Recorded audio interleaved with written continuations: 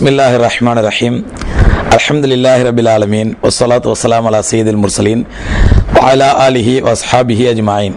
கண்ணியத்திற்குரிய சகோதரர்களே, நம்முடைய மக்காமஸ்ஜித்.com இணையதளத்திலே நிறைய சகோதரர்கள் இஸ்லாம் கூறும் எளிமையான திருமணத்துடைய முறையை பற்றி எங்களுக்கு விளக்குங்க அப்படின்னு நிறைய பேர் கேட்குறாங்க. ஏனென்றால் நிறைய சகோதரர்களுக்கு, குறிப்பாக இளைஞர்களுக்கு இஸ்லாத்தின் மீது ஒரு அவேர்னஸ் வந்திருக்குது. இஸ்லாமிய முறைப்படி தங்களுடைய திருமண வாழ்க்கை அமைய வேண்டும் என்ற ஆர்வம் வந்திருக்குது. இந்த அவேர்னஸும் இந்த விழிப்புணர்வும் இந்த ஆர்வமும் வரவேற்கத்தக்கது. அல்லாஹ் இன்ஷா அல்லாஹ் உங்களோட இந்த அவேர்னஸில் பரக்கத் செய்து, இந்த விழிப்புணர்வில் பரக்கத் செய்து, எப்படி இஸ்லாத்தை பற்றி தெரிந்து திருமணம் முடிக்க வேண்டும் என்று ஆசைப்படுகிறீர்களோ அந்த அளவுக்கு இஸ்லாத்தின்படி எல்லா விஷயங்களிலும் வாழக்கூடிய பாக்கியத்தை உங்களுக்கு தருவானாக என்று துவா செய்த வண்ணமாக மறை கூறும் மனக்கோலம் என்ற தலைப்பிலே, அதாவது அல்லாஹ் சொன்ன முறைப்படி, அல்லாஹ்வுடைய தூதர் ஸல்லல்லாஹு அலைஹி வஸல்லம் முறைப்படி திருமண வாழ்க்கைங்கிறது எப்படி அமையணும் அப்படிங்கிறத நீங்கள் நான் சொல்ல போகிறேன். ஏன்னு சொன்னால், திருமண வாழ்க்கைங்கிறது ஈமானில் பாதி. அபுதாவுதுல் ஹதீஸ்ல வந்து நபி ஸல்லல்லாஹு அலைஹி வஸல்லம் சொல்கிறாங்க, ஒரு மனிதன், ஒரு மூமின் திருமணம் செய்து கொள்வானேனால் அவன் அவனுடைய ஈமானில் பாதியை முழுமைப்படுத்துகின்றான், மீதிக்கு அவன் அல்லாஹ்வை அஞ்சி கொள்ளட்டும் அப்படிங்கிறாங்க. அப்போ உலகத்திலேயே திருமணத்தை ஒரு ஆன்மீகத்தினுடைய ஒரு பகுதி என்று சொல்லக்கூடிய மார்க்கம் அல்லாஹ்வுடைய இஸ்லாம் மட்டும்தான். உலகத்தில் எத்தனையோ மதங்கள் இருக்கின்றன. இந்து மதம் இருக்குது, கிறிஸ்தவ மதம் இருக்குது, ஜெயின மதம் இருக்குது, புத்த மதம் இருக்குது, இன்னும் எத்தனையோ கோடிக்கணக்கான யூத மதம், எத்தனையோ மதங்கள் இருக்கின்றன. ஆனால் எந்த மதமுமே இந்த திருமண வாழ்க்கையை பற்றி அவைகள் கொண்டுள்ள கொள்கைகள் இயற்கைக்கு முரணான கொள்கைகள் தான். எப்படின்னா, இந்து மதம் வந்து திருமணம் செய்வதே பாவம் சொல்லுது. இல்லறம் என்பதே பாவம், துறவரம் தான் புண்ணியம், துறவிகள் தான் புண்ணியமானவர்கள், புனிதமானவர்கள் அப்படின்னு இந்து மதம் சொல்லுது. ஆனா இன்னைக்கு இந்த துறவிகள் தான் பண்ற அநியாயம், பிரேமானந்தால இருந்து நித்யானந்தா வரைக்கும் என்னென்ன அநியாயம், எல்லா வண்டவாளங்களும் வெளியே வந்துச்சு. அப்போ துறவரம் என்பதும் புண்ணியம், துறவிகள் எல்லாம் புனிதமானவர்கள் என்ற நிலை யதார்த்தத்திற்கு எதிரானது, இயற்கைக்கு மாற்றமானது பார்க்கிறோம். அதே மாதிரி கிறிஸ்தவத்தில் அவர்கள் நினைக்கிறாங்கன்னா, இல்லறம் என்பது அது ஒரு ஜஸ்ட் லைக் மனிதனுடைய ஒரு தேவை, அவ்வளவுதான். எப்படி சாப்பாடு பசிச்சா சாப்பிட்றானோ, தூக்கம் வந்தா தூங்குறானோ, தாக எடுத்தா தண்ணி குடிக்கிறானோ, அந்த மாதிரி மனிதனுடைய உடலில் ஒரு பருவ மாற்றம் ஏற்படும் பொழுது, ஒரு பிசிக்கல் சேஞ்ச் ஏற்படும் பொழுது அவனுக்கு ஏற்படக்கூடிய ஒரு தேவை தான் திருமணம். அவன் விருப்பப்பட்டா திருமணம் முடிச்சுக்கிட்டோம், இல்லைன்னா அவன் சாமியார் இருக்கட்டும். சாமியாரா இருப்பது மிகச்சிறந்த முறை என்று கிறிஸ்தவ மதம் போதிக்கின்றது. ஆனால் அதுவும் இயற்கைக்கு எதிரானது என்பது அவ்வப்போது ஊர்ஜிதம் செய்யப்படுகின்றது. கிறிஸ்தவ கன்னியாஸ்திரிகள், கிறிஸ்தவ பாதிரிமார்கள் செய்யக்கூடிய அநியாயங்கள், இயற்கைக்கு மாற்றமான அவருடைய கல்லுறவுகள், வல்லுறவுகள், கள்ள தொடர்புகள் பார்க்கிறோம். அன்றாடம் வெளியே வரக்கூடிய செய்தி 10% தான், வெளியே வராம 90% இருக்குது. ஆக இவை எல்லாமே இயற்கைக்கு எதிரானவை, யதார்த்தத்திற்கு மாற்றமானவை. இதற்கெல்லாம் மாற்றமாக அல்லாஹ் ரப்புல் ஆலமீன் வகுத்து தந்த இஸ்லாம் மட்டும்தான் திருமணத்தை ஒரு பாவம் என்ற நிலையை தாண்டி, எப்படி மற்ற மதங்கள் எல்லாம் திருமணம் என்பது பாவம், துறவரம் தான் புண்ணியம் என்று சொல்கிறோம், அந்த நிலையை மாறி கிறிஸ்தவத்தை போன்று ஜஸ்ட் லைக் ஒரு தேவை, மனிதனுடைய தேவை என்ற நிலையை மாறி திருமணம் என்பது ஆன்மீகத்தின் ஒரு பகுதி என்று சொல்லக்கூடிய மார்க்கம் அல்லாஹ்வுடைய தீனுல் இஸ்லாம் மட்டும்தான். திருமணத்தின் ஆன்மீகத்தின் ஒரு பகுதி. ஏன்னா இது நல்ல தெளிவா இதுல நம்ம ஒரு அல்லாஹ்வுடைய ஒரு அற்புதமான அத்தாட்சி இருக்கிறது. திருமணம் என்பது நம்ம என்ன விளைவிக்கிறோம்டா, ஏதோ ஒரு புள்ள வயசுக்கு வந்துச்சா, ஒரு பையன் பெரிய பிள்ளை ஆயிட்டானா அவர் கல்யாணத்தை முடிச்சு வச்சிருவோம். இல்ல, திருமணம் என்பது சகோதரர் அல்லாஹ்வுடைய அத்தாட்சிகள் மிக அதிக முக்கியமான அத்தாட்சி, மிகப்பெரிய அத்தாட்சி. எப்படின்னு சொன்னா, ஆணையும் படைத்தவன் ரப்புல் ஆலமீன் தான், பெண்ணையும் படைத்த ரப்புல் ஆலமீன் தான். அவனுக்கு தான் தெரியும் ஆணுக்குள்ள குறைகள் என்ன, நிறைகள் என்ன, பெண்ணுக்குள்ள குறைகள் என்ன, நிறைகள் என்ன, எவையெல்லாம் ஆண்மானால் முடியும், எவையெல்லாம் முடியாது, எதெல்லாம் பெண்ணால் முடியும், எதெல்லாம் பெண்ணால் முடியாது, எவற்றையெல்லாம் ஆனாலும் பெண்ணாலும் மனிதனால் சகித்துக் கொள்ள முடியும், எதெல்லாம் சகித்துக் கொள்ள முடியாது, எதெல்லாம் தாங்கிக் கொள்ள முடியும், எதெல்லாம் தாங்கிக் கொள்ள முடியாது என்ற யதார்த்த உண்மை அல்லாஹ்வுக்கு மட்டும் தான் தெரியும். அதனால்தான் அல்லாஹ் ரப்புல் ஆலமீன் இஸ்லாத்திலே துறவரத்தை அனுமதிக்கவில்லை. ஏன் சொன்னா, துறவரம் என்பது மனிதனால் தாங்கிக் கொள்ள முடியாது. ஒரு மனிதன் துறவியாக இருக்கிறான் என்றால் அவன் இரண்டில் ஒருவனாக தவிர இருக்க முடியாது, இரண்டு நிலையில் ஒரு நிலையை தவிர இருக்க முடியாது. ஒன்று, தான் ஒரு துறவி, முற்றும் துறந்த துறவி, எனக்கு பெண்ணாசையே கிடையாது என்று பொய் சொல்பவனாக இருப்பான், அல்லது ஆண்மையற்றவனாக இருப்பான். இரண்டுமே ஒரு மனிதனுக்கு கண்ணியம் வழங்கக்கூடியதா? ஒன்னு தன்னை துறவின்னு சொன்னா ஓகே, உண்மையா துறவியா இருக்கலாம், எனக்கு பெண்ணாசை இல்ல, பெண்ணாசை இல்லாம இருக்கலாம், ஆனா அவன் ஆண்மையற்றவன். இது ஒரு ஆண்மகனுக்கு அழகா? ஒரு மனிதனுக்கு அழகா? இது கௌரவத்தை தருமா? ஒருவர் தன்னை தைரியமா எனக்கு ஆண்மை என்பது கிடையாது, ஆண்மையற்றவன் என்று சொல்லிக்கொள்ள முடியுமா? முடியாது. ஒன்னு அவன் ஆண்மையற்றவன் என்று ஆண்மையற்றவனாக இருப்பான், அல்லது அவன் பொய் சொல்வான். நான் ஒரு துறவி, பெண்ணாசை என்பது எனக்கு கிடையாது என்று பொய் சொல்வான். எப்படி நித்யானந்தா, பிரேமானந்தா, சங்கராச்சாரி போன்ற பொய்யர்களை போன்று இவனும் ஒரு பொய் சொல்பவனாக இருப்பான். ஆக இந்த இரண்டில் ஒன்றை தவிர இருக்க முடியாது. ஏனென்றால் ரப்புல் ஆலமீனுக்கு தெரியும் இந்த ஆணால் எதை சகித்துக் கொள்ள முடியும், எதை சகித்துக் கொள்ள முடியாது என்று. அதனால் தான் மனிதர்களுடைய பலம் பலகீனங்களை அறிந்ததனால்தான் ரப்புல் ஆலமீன் திருமணம் என்ற ஒரு முறையை கற்றுக் கொடுத்து இந்த திருமணத்தை ஆன்மீகத்தினுடைய ஒரு பகுதியாக அல்லாஹ் ஆக்கி வைத்திருக்கின்றான். ஆன்மீகத்தின் ஒரு பகுதி. அந்நிகாஹ் மின் சுன்னதி வ சுன்னத்துல் அன்பியா மின் கப்லி. திருமணம் என்பது என்னுடைய வழிமுறையை சார்ந்தது, எனக்கு முன் சென்ற நபிமாருடைய வழிமுறையை சார்ந்தது. அப்போ அல்லாஹ் சுப்ஹானஹு வ தஆலா திருமணத்தை தன்னுடைய நபிமாருடைய சுன்னத்தாகவும் இறுதி நபி ஸல்லல்லாஹு அலைஹி வஸல்லம் சுன்னத்தாகவும் ஆக்கி வைத்திருக்கிறான். ஆகவே திருமணம் என்பது சகோதரர்களே, இது ஒரு ஜஸ்ட் லைக் மனிதனுடைய ஒரு நெசசரி, இது மனிதனுடைய ஒரு தேவை. அல்லது ஏதோ ஒரு வியாபாரம் செய்யற மாதிரி, ஒரு தண்ணி குடிக்கிற மாதிரி, ஒரு தூங்குற மாதிரி, அல்லது சாப்பிடுற மாதிரி ஏதோ ஒரு தேவை இல்லை. இது ஒரு இபாதத். இப்பதான் நாம் விளங்கணும், இபாதத்தை இபாதத்தாகத்தான் நிறைவேற்ற வேண்டும். எப்ப திருமணம் என்பது ஒரு இபாதத்தாகிவிட்டதோ, ஒரு வழிபாடாகிவிட்டதோ, அந்த வழிபாட்டை நம்முடைய ஊர் வழக்கம், நம்முடைய நாட்டு பழக்கம், நம்ம குடும்ப பழக்கம், அல்லது ஏன் இஷ்டம், ஏன் விருப்பம் நடத்த முடியுமா? நடத்த முடியுமா? தொழுகைங்கிறது ஒரு இபாதத்துங்க.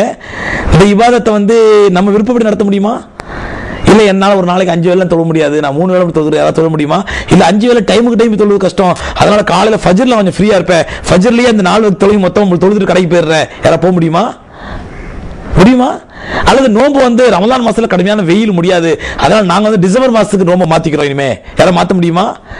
இல்ல எங்க ஊர்ல வெள்ளிக்கிழமை எல்லாம் பிசிக்கு வேலைக்கு போயிடுவாங்க, பிஸி ஆயிடுவாங்க, கடைக்கு போயிடுவாங்க, ஆபீஸ்க்கு போயிடுவாங்க, ஞாயிற்றுக்கிழமை எல்லாம் ஃப்ரீயா இருப்போம், அதனால எங்க ஊர்ல மட்டும் சும்மா ஞாயிற்றுக்கிழமை யாரா மாத்த முடியுமா? இரண்டால் இவையெல்லாம் இபாதத்துகள். இபாதத்தை அல்லாஹ் சொன்ன முறைப்படி, அல்லாஹ்வுடைய தூதர் ஸல்லல்லாஹு அலைஹி வஸல்லம் சொன்ன முறைப்படித்தான் இபாதத்துகள் அமைய வேண்டும். திருமணமும் ஒரு இபாதத், திருமணமும் ஒரு வழிபாடு. இந்த வழிபாட்டின் சகோதரர்களே அல்லாஹ் சொன்ன முறைப்படியும், அல்லாஹ்வுடைய தூதர் ஸல்லல்லாஹு அலைஹி வஸல்லம் முறைப்படி தான் நடத்த வேண்டும். எளிமையாக நடத்த வேண்டும், சிம்பிளாக நடத்த வேண்டும், இபாதத்தாக இருக்க வேண்டும். இதைத்தான் நான் சொல்ல போகின்றேன் இந்த நிகழ்ச்சியிலே. திருமணம் என்பது எப்படி எளிமையாக அமைய வேண்டும். முதல்ல திருமணத்துல நடக்கக்கூடிய அனாச்சாரங்கள், அப்புறம் இஸ்லாமிய முறை, இந்த ரெண்டையும் நான் கம்பேர் பண்ணி சொன்னா உங்களுக்கு ஓரளவு புரியும் நினைக்கிறேன். முதல்ல பெண் பார்க்கும் படலம்னு ஆரம்பிக்கும் பொழுது பெருமானா ஸல்லல்லாஹு அலைஹி வஸல்லம் துன்கல் மரஹத்து லி அர்பஇன் லி மாலிஹா வ லி ஹஸபிஹா வ லி ஜமாலிஹா. ஒரு பெண் அவள் திருமணம் முடிப்பது 4 குணங்களுக்காக பெண் பார்க்கப்படுவாள். 4 விஷயங்களை அடிப்படையாக வைத்து. பொண்ணு பார்க்கும்போது நல்ல குடும்பமா இருக்கணுங்க, சொல்றோமா இல்லையா? நல்ல குடும்பமா இருக்கணும், பொண்ணு கொஞ்சம் அழகாவும் இருக்கணும், நல்ல வசதியான பணக்கார வீட்டு பெண்ணாவும் இருக்கணும், தீன நல்ல மார்க்கப்பட்டுள்ள பெண்ணாவும் இருக்கணும், சொல்றோமா இல்லையா? ஒரு புரோக்கர் சொல்லும்போது இதான் சொல்லுவோம். சகோதரர்களே, நபி ஸல்லல்லாஹு அலைஹி வஸல்லம் இந்த 4 அடிப்படை விஷயங்களுக்கு அடுத்தான் பெண் பார்க்கப்படுவாள். ஜமாலிஹா ஒலி ஹசபிஹா, அவருடைய அழகுக்காக, அவருடைய குடும்பத்திற்காக, ஒலி மாலிகா, அவருடைய செல்வத்திற்காக, ஒலி தீனியா, அவருடைய மார்க்கப்பட்டிற்காக. நீ உண்மையிலேயே பெண் பார்ப்பதாக இருந்தால் ஃபதுஃபர் பிதாத்தி தீன், முன்னிலைப்படுத்துவது மார்க்கப்பற்றை முன்னிலைப்படுத்து. வத்தரிபத்தியதாக் அல்லது எக்கடா கெட்டு போ. மார்க்கப்பற்றை முன்னிலைப்படுத்தி அழகு முன்னப்பின் பற்றி கவலை இல்லைங்க. அழகு என்பது ஒரு பெண்ணுடைய முகத்தில் அல்ல, அழகு என்பது ஒரு பெண்ணுடைய உடல் அமைப்பில் அல்ல, அவருடைய குணத்திலும் அவருடைய தக்வாவிலும் அழகு இருக்கிறது. ஒரு ஆண்மகன் நம்பணும். முதல்ல தக்வா பேசிக்க வைங்க. மார்க்கப்பட்டு எப்படி இருக்குது அந்த பொண்ணுக்கு. ரெண்டாவது, செல்வம் இன்னைக்கு இருக்கு நாளைக்கு அழிஞ்சு போயிடும். செல்வத்தை பார்க்காதீங்க, பணக்காரங்களை பார்க்காதீங்க. சகோதரர்களே, இன்னைக்கு ஷரியத்துடைய இந்த முறைக்கு மாற்றமாக பெண் பார்க்கும் பொழுதே எப்படி பார்க்கப்படுதுன்னா, எங்களுக்கு ஈக்குவலா இருப்பாங்களா, இல்ல எங்களோட உயர்ந்த நிலையில இருப்பாங்களா? வரதட்சணை வேணாங்க. வரதட்சணை பத்தி நான் பேச போறதே இல்லை இன்னைக்கு. ஏன்னா வரதட்சணை பத்தி மேட்டே இல்லை.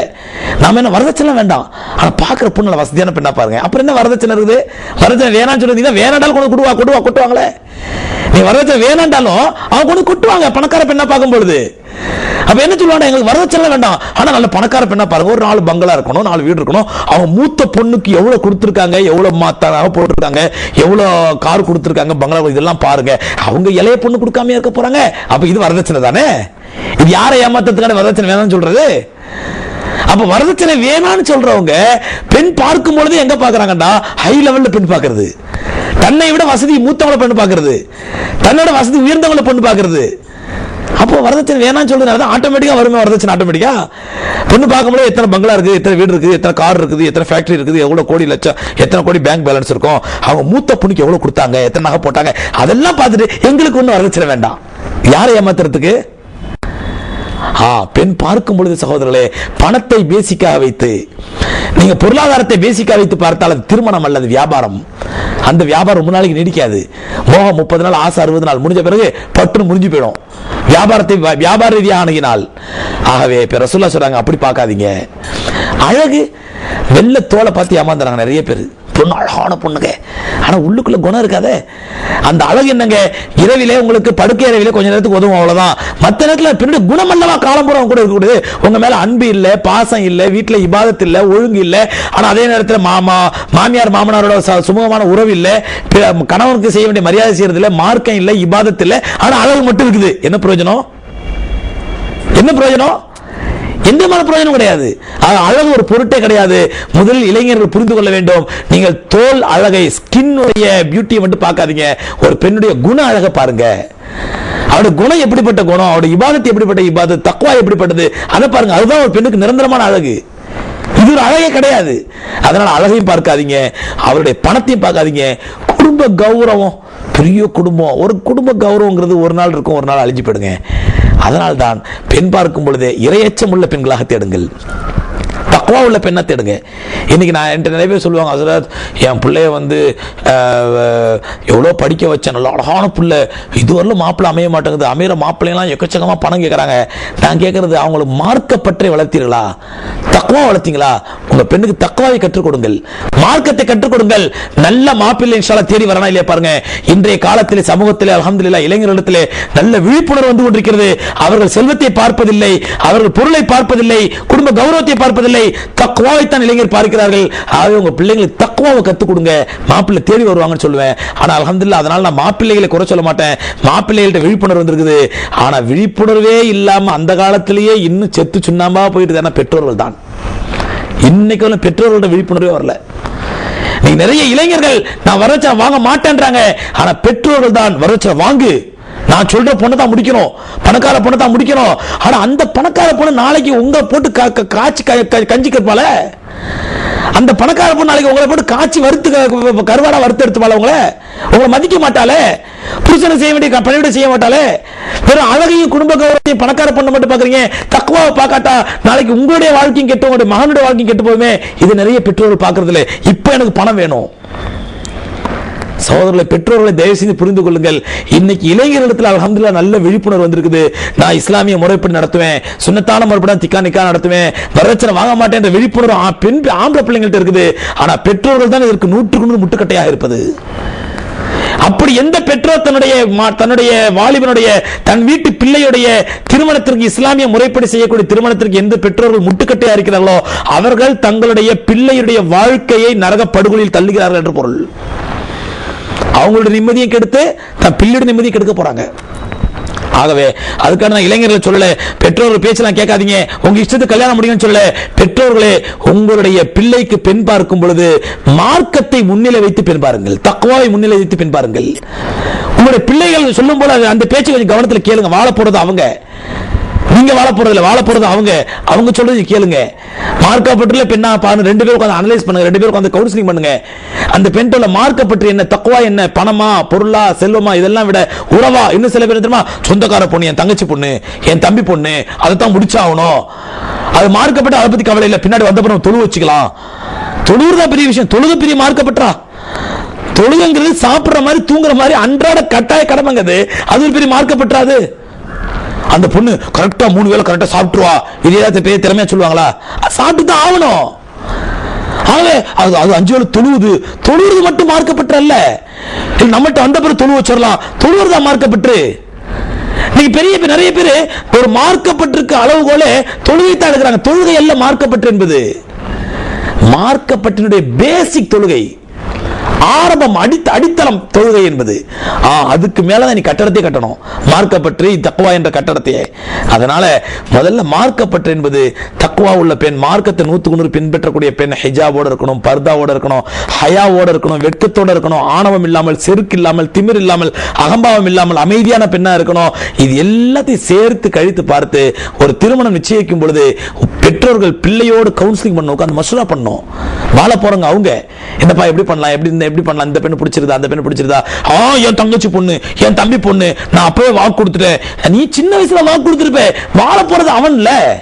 அப்ப அவனை கேட்காம நீங்களா முடிவு எடுத்தா எந்த விதத்துல நியாயம் அது? ஆகவே அன்புக்குரியவர்களே, பெண் பார்க்கும் பொழுது தக்வாவை, இபாதத்தை, மார்க்கத்தை முன்னிலை வைத்து பிள்ளைகளோடு கன்சல்ட் பண்ணி, பிள்ளைகள் என்ன பண்ணு சொன்னா, இவங்க இத்தனை காலம் உங்க பெற்றோர் வளர்த்து ஆளாக்குனாங்க, நீங்க ஏதோ ஒரு பொண்ணு நீங்க விரும்பிட்டு நான் அந்த பொண்ணை தான் முடிப்பேன், அதுல நீங்க அடம் பிடிக்க கூடாது. பெற்றோர்களும் மனசு விட்டு பேசணும், கவுன்சிலிங் பண்ணணும். பல குடும்பத்தில் பிரச்சனை வரதுக்கு அதான் காரணம். பல குடும்பங்கள்ல பெற்றோர்கள் பிள்ளைகள் மத்தியில் ஒழுங்கான அண்டர்ஸ்டாண்டிங் இல்ல. இவங்க சொல்ற நான் சொல்ற பொண்ணை தான் முடிக்கணுங்கிறது, அவன் சொல்ற நான் சொல்ற பொண்ணை தான் முடிப்பேங்கிறது. கடைசியில் பெற்றோர்கள் பேச்ச மீறி அந்த பெண்ணை எங்கேயாவது கூட்டு போய் களிமா சொல்லி எங்கேயாவது பண்ணி இஸ்லாத்துக்கு வந்து கல்யாணம் முடிச்சுட்டு போயிருது. அதுக்கப்புறம் 6 மாசத்துல 1 வருஷத்துல பிரச்சனை முத்தி போனோம்னா மக்காப்பில் சரி கொண்டு வந்து நிக்க வேண்டியது. அல்லது பெற்றோர்கள் வற்புறுத்தலுக்கான கல்யாணம் முடிச்சுட்டு அப்புறம் ஃபர்ஸ்ட் நைட் பொண்ணு சந்திக்கும் பொழுது எனக்கு உன் மேல பிரியமே கிடையாது, எங்க அம்மா அப்பா சொன்னாங்க நிர்பந்தத்துக்கான கல்யாணம் முடிச்சுக்கிட்டேன் அப்படின்னா அப்புறம் எப்படி வாழ்க்கை சந்தோஷமா இருக்கும்? அந்த பிள்ளை 3 மாசத்துல 6 மாசத்துல அழுதுகிட்டே கண்ண கசின்னு மக்காப்பில் நிக்க பாருங்க, என் வாழ்க்கைக்கு எடுத்து நாசமாக்கிட்டாங்க அப்படின்னு. இது தேவையா? இது அல்லாஹ் பதில் சொல்ல வேண்டாமா? அதனால தயவு செஞ்சு உங்களுக்கு மனம் விரும்பிய பெண்ணை அல்லாஹ் ஃபன்கிஹும் மா தாபலக்கும், மனம் விரும்பிய பெண்ணை திருமணம் முடியும். உங்களுக்கு மனசு விரும்பணும். முதல்ல கல்யாணத்துக்கு முன்னாடி அப்பா சொல்லிட்டாங்க, அம்மா சொல்லிட்டாங்க, நான் நிர்பந்தத்துக்காக முடிக்க, அப்படி முடிக்க கூடாது. பெரிய பாவம் அது. உங்களுடைய பெற்றோர் சொல்லிவிட்டார் என்பதற்காக நீங்கள் ஒரு பெண்ணுடைய வாழ்க்கை கெடுப்பீர்கள், அந்த பெண்ணுடைய வாழ்க்கை பாழாக்கி விட்டீர்கள். நீங்கள் அல்லாஹ் இடத்தில் பதில் சொல்லி ஆக வேண்டும். பெற்றோர் சொன்னதுக்கான கல்யாணம் முடிச்சீங்களா, அந்த பொண்ணை இயற்கையாக விரும்ப ஆரம்பித்து விட வேண்டும். பெற்றோருக்காக அல்ல, உங்களை இயற்கையாக விரும்ப ஆரம்பித்து விட வேண்டும். நேசம் வைக்க வேண்டும், பாசத்தோடு இருக்க வேண்டும். நீ என்ன நினைச்சு அதெல்லாம் மறந்துடணும். பெற்றோர் என்னோட பெற்றோர் முகப்பத்து அவசியம், அதுக்கான இந்த பெண்ணை பழிவாங்க கூட, இதன் மீது முழுமையாக அன்பு செலுத்த ஆரம்பித்து விட வேண்டும். ஆகவே இவற்றையெல்லாம் கவனத்தில் கொண்டு தக்வா உள்ள, இறையச்சம் உள்ள பெண்ணை பெண் பார்க்க வேண்டும். பெண் பார்க்கும் பொழுது ஏற்கனவே குடும்பத்தில் பெரும்பாலும் சமுதாயத்தில் என்ன பேசப்படுதுன்னா வரதட்சணை. இந்த வரதட்சணை பற்றி பல தடவை சொல்லியாச்சு, பல மீட்டிங்ல சொல்லியாச்சு, பல பயான்களை சொல்லியாச்சு. வரதட்சணை என்பது பெரிய முசீபத்து, சமுதாயத்தை கேடுகெட்ட சமுதாயமாக ஆக்கக்கூடிய கீழ்த்தரமான காரியம் வரதட்சணை. அதனால இப்ப அந்த டாபிக் உள்ள போக வேண்டாம். ஆக பெண் பார்க்கும் பொழுதும் மாப்பிள்ளை பார்க்கும் பொழுதும் இன்னொரு விஷயத்தையும் கவனத்தில் கொள்ளணும். என்ன அப்படின்னு சொன்னா, இப்ப நிறைய பேர் பார்க்குற இந்த வரதட்சணை இல்ல, வரதட்சணை வாங்குறது இல்லைங்கிறதுக்காக, அல்ல சொந்தக்காரரு எங்க மாமா மகன் மச்ச மகங்கிறதுக்காக அகீதாவை பார்க்காமல் போய் திருமணம் முடிப்பது, பெண் பார்ப்பது. எப்படின்னு சொன்னா, நீங்க இஸ்லாத்துக்குள்ளே இன்னைக்கு வந்து தௌஹீத் பேசுறவங்க, தப்லீக், ஜமாத் இஸ்லாமி, சலஃபி, அஹ்லே ஹதீஸ், ஜாக்கு, இப்படி பல அமைப்புகள் இருக்கு பாருங்க. இவங்க எல்லாம் முஸ்லிம் சகோதரர்கள், நாம எல்லாம் ஒரே வட்டத்துக்குள்ள உள்ளவங்க. தப்லீகா இருந்தாலும், தரீகாவா இருந்தாலும், தௌஹீதா இருந்தாலும், ஜாக்கா இருந்தாலும், சலஃபியா இருந்தாலும், வஹாபியா இருந்தாலும், அஹ்லே ஹதீஸா இருந்தாலும், இவங்க எல்லாம் நம்ம எல்லாம் சகோதரர்கள். நமக்குள்ள அண்ணன் தம்பி சண்டை இருக்குது, நீயா நானாங்கிற சண்டை இருக்குது. இன்ஷா அல்லாஹ் சின்ன சின்ன கருத்து வேறுபாடு நம்ம எல்லாமே சொர்க்கத்துக்கு போவோம் இன்ஷா அல்லாஹ். ஆனால் இஸ்லாத்திற்கு வெளியே உள்ளவர்கள் 2 குறிப்பினர்கள் இஸ்லாத்தில் அடங்கி, இஸ்லாத்தின் பேரால இஸ்லாத்துக்கு வெளியே இருக்கிறவங்க முஸ்லீம் பேர் வச்சிருப்பாங்க, முஸ்லீம் மாதிரியே இருப்பாங்க, ஆனால் அவர்கள் காஃபிர்கள். யார்? ஒன்னு காதியானி, இன்னொன்னு 19 குரூப். இந்த அஹ்ல குர்ஆன் என்று சொல்லக்கூடிய 19 குரூப். இந்த காதியானிகளும் சரி, இந்த அஹ்ல குர்ஆன் என்று சொல்லக்கூடிய 19 குரூப்பும் சரி, இவர்கள் நம்ம முஸ்லிம்களுக்குள்ளே உள்ள தரீகா, தௌஹீத், தப்லீக், ஜமாத் இஸ்லாமி, அஹ்லே ஹதீஸ், வஹாபி, ஜாக் மாதிரி உள்ள அமைப்புகள் அல்ல. இவங்க எல்லாம் இஸ்லாம்ங்கிற வட்டத்துக்குள்ள உள்ள அமைப்புகள். ஆனால் இந்த 2 அமைப்புகள் மட்டும், இந்த காதியானிகளும் 19 குரூப் மட்டும் இஸ்லாத்திற்கு வெளியே உள்ள காஃபிர்கள். இவர்கள் முஸ்லிம்களே இல்ல. முஸ்லிம் பேர் வச்சிருப்பாங்க, தங்களுக்கு ஒரு முஸ்லிம் பள்ளிவாசல் மாதிரி ஒன்று கட்டிப்பாங்க, ஆனா தங்களை வந்து முஸ்லிம் மாதிரியே டிகிரி படிப்பாங்க. உங்களுடைய மாமனா இருப்பாங்க, மச்சானா இருப்பாங்க, சொந்தக்காரனா இருப்பாங்க, வந்து எல்லாம் இருப்பாங்க. ஆனால் இஸ்லாத்துக்கு வெளியே சென்ற காஃபிர்கள். இவர்களுக்கு இஸ்லாத்துக்கு எந்த சம்பந்தமும் கிடையாது. இன்னைக்கு நிறைய முஸ்லீம்கள் என்ன பண்ணிடுறாங்கடா, அற்பமான காசுக்கு ஆசைப்பட்டு நல்ல பெரிய பணக்காரனா இருக்கிறான், அவன் காதியாரியா தான் நமக்கு என்னங்க, அவன் கொள்கை அவனோட, அல்லது அவன் வந்து ஒரு அஹ்ல குர்ஆனாவோ 19 குரூப்பாக இருந்தா நமக்கு என்னங்க, அவன் கொள்கை அவனோட. ஏங்க, ஒரு முஸ்லிம் பணம் இருக்குதுங்கிறதுக்காண்டி ஒரு காஃபிருக்கோ ஒரு முனுசாமிக்கோ ராமசாமிக்கோ உங்க பொண்ணை கட்டி வைப்பீங்களா? உங்க பையனுக்கு பொண்ணு எடுப்பீங்களா பணம் இருக்குதுங்கிறதுக்காக? ஆகவே பெண் பார்க்கும் பொழுது, மாப்பிள்ளை பார்க்கும் பொழுது இதையும் கவனத்தில் கொள்ள வேண்டும். அவர்கள் காதியானிகளாக இருக்கக்கூடாது, 19 குரூப்பாக இருக்கக்கூடாது. அதை பார்த்து கவனித்து நீங்கள் சம்பந்தம் பேச வேண்டும். அடுத்த சமுதாயத்தில் உள்ள பெரிய முசீபத்து இந்த நிச்சயதார்த்தம். நிச்சயதார்த்தம் ஒன்று சரியத்தில் இருக்குதுன்னா அப்படின்னு கிடையவே கிடையாதுங்க. மார்க்கத்தில் நிச்சயதார்த்தம் ஒன்று கிடையவே கிடையாது. ஆனா முஸ்லீம்கள் என்ன பண்றாங்கன்னா, முதல்ல பொன் பேசும் படலம்னு ஒரு படலம், அந்த படலம் முடிஞ்சதுக்கு அப்புறம் நிச்சயதார்த்த படலம். இந்த நிச்சயதார்த்த படலத்தில் என்ன நடக்கும் அப்படின்னு சொன்னா, பொண்ணுட்டுக்காரங்க மாப்பிள்ளை எல்லாம் உட்காந்துருப்பாங்க. ஒரு தாம்பளத்தட்டு, அதுல வாழைப்பழம், தேங்காய், வெத்தலைப்பாக்கு, மஞ்சள் இதெல்லாம் வச்சு வரதட்சணை பணம், ஒரு அட்வான்ஸ் பணம், டோக்கன் அட்வான்ஸ் மாதிரி, மாப்பிள்ளைங்கிற மாட விலை பேசுறதுக்காண்டி ஒரு அட்வான்ஸ் டோக்கன் பணம். அந்த டோக்கன் பணம் வச்சு அதை மஞ்சள் துணியால சுத்தி அதை என்ன பண்ணுவாரு, மாப்பிள்ளை பெண்ணுடைய வாப்பா மாப்பிள்ளைய வாப்பாட்ட கொடுப்பாரு. இதை இந்த காட்சியை சாட்சியாக்கி ஒரு என்ன மாதிரி ஒரு அஜர்த்து, ஒரு தொப்பி போட்டு தாடி வச்சுட்டு ஒரு அஜர்த்து உட்கார்ந்துருப்பாரு, ஒரு புரோகிதர். அந்த புரோகிதர் உட்கார்ந்து ஒரு அல்பாத்தியா ஓதுவாரு. இந்த அல்பாத்தியா ஓதுறதுக்கு சாட்சிகள் யாருன்னா எல்லாம் ஜமாத்தார்கள். இந்த ஹராமான வேலைக்கு, இந்த ஷிர்கான வேலைக்கு, அதாவது வரதட்சணை எங்க கொடுக்கப்படுது, மாற்றாருடைய கலாச்சாரம், காஃபிருடைய கலாச்சாரம், வெத்தலைப்பாக்கு, பூவு, பால், தேங்காய், மண்ணாங்கட்டி, மணலாங்கட்டி எல்லாம் வச்சு மஞ்சள் துணியால போத்தி, இது அப்படியே காஃபிருடைய கலாச்சாரம். இந்த கலாச்சாரத்தை நிறைவேற்றுவதற்காக ஒரு சாட்சியாக யாராக்கப்படுகிறார் என்ற அந்த பள்ளிவாசலுடைய இமாமும் பள்ளிவாசலுடைய முத்தவல்லிகளும். எவ்வளவு பெரிய அநியாயம் இது, எவ்வளவு பெரிய அநியாயம். சாராயம் குடிக்கிறதுக்கு ஹஸரத் சாட்சியா வச்சு சாராயம் குடிப்பீங்க? சாராயம் குடிக்கிறதே ஹராம், அது பிஸ்மில்லா சொல்லி சாராயம் குடிக்கிறது, சாராயம் குடிக்கிறது ஹராமு. நான் இல்ல பிஸ்மில்லா சொல்லி தான் குடிச்சேன், ஹலால் ஆயிடுமா? நிச்சயதார்த்தங்கிற பேர்ல இப்படிப்பட்ட அனாச்சாரங்களை அரங்கேற்றுவது, இப்படிப்பட்ட அசிங்கங்களை அரங்கேற்றுவது, இது ஒரு ஹராம், இது ஒரு பாவம், மார்க்கத்தில் இல்லாத ஒரு அனாச்சாரம். இதுக்கு யாரை சாட்சியாக அஜர்த்தை வச்சு ஒரு ஃபாத்தியா ஓதிட்டா இந்த பாவம் சரியாயிடுமா? அந்த மானங்கிட்ட அஜர்த்து ஓதலாமா? அதை நான் அஜர்த்து சொல்லி பிரயோஜனம் இல்லைங்க. பாவம் அவர் என்ன பண்ணுவாரு, அந்த பள்ளி முத்தவல்லி, மார்க்கம் தெரியாத முத்தவல்லி. இன்னும் சில பள்ளிகள்ல பெரிய முசீபத் என்ன, முத்தவல்லி அங்க வருது, ஜமாத்துக்கு அங்க வருது, எதுக்கு தெரியுமா? எவ்வளவு வரதட்சணை வாங்குறாங்க கன்ஃபார்மா பாக்குறதுக்காண்டி. அந்த வரதட்சணை இத்தனை % எங்களுக்கு தந்துடும் பள்ளிக்கு. எவ்வளவு கேடுகட்ட முறை இது. ஆகவே நிச்சயதார்த்தம் என்பதெல்லாம் இஸ்லாத்தில் கிடையாது. இப்படி நிச்சயதார்த்தம் ஆன பிறகு என்ன ஆகுதுண்டா, இந்த மாப்பிள்ளைக்கு இவதான் நம்ம பொண்ணு, பாதி மனைவி ஆயிடுறா. அந்த பொண்ணுக்கு இவன் தான் மாப்பிள்ளை, பாதி மனைவி ஆயிடுறாங்க. இதுக்கு பேரண்ட்ஸ் அனுமதி கொடுக்குறாங்க. போன்ல பேசுறான், பீச்சுக்கு கூட்டு போறான், ஹோட்டலுக்கு கூட்டு போறான். அல்லாஹ் பாதுகாக்கணும், சில சமயம் தப்பு தண்டனை நடந்துருது. ஏன் மனைவி தானே அது, பாதி மனைவி ஆயிட்டால. நிச்சயதார்த்தம் முடிஞ்சது பாதி மனைவி யார் சொன்னது? இதுல என்ன ஒரு முசீபத்னா, நிச்சயதார்த்தம் முடிகிற வரைக்கும் பேரண்ட்ஸ் அனுமதிக்க மாட்டாங்க. இது நிச்சயதார்த்தமே முடிஞ்சிச்சுல, இவ பேரண்ட்ஸே அலோ பண்ணுவாங்க. மாப்பிள்ள தான் பேசுறான், போன்ல பேசு, கூப்பிடுறாமல போய் பீச்சுக்கு போயிட்டு வா, போ கூப்பிடுறாமல ஆசைப்பட்டு புள்ள, ஓ மாப்பிள்ள தானே. யார் சொன்னது மாப்பிள்ள? நிச்சயதார்த்தம் முடிஞ்ச பாதி கல்யாணம் ஆயிடுச்சு யார் சொன்னது?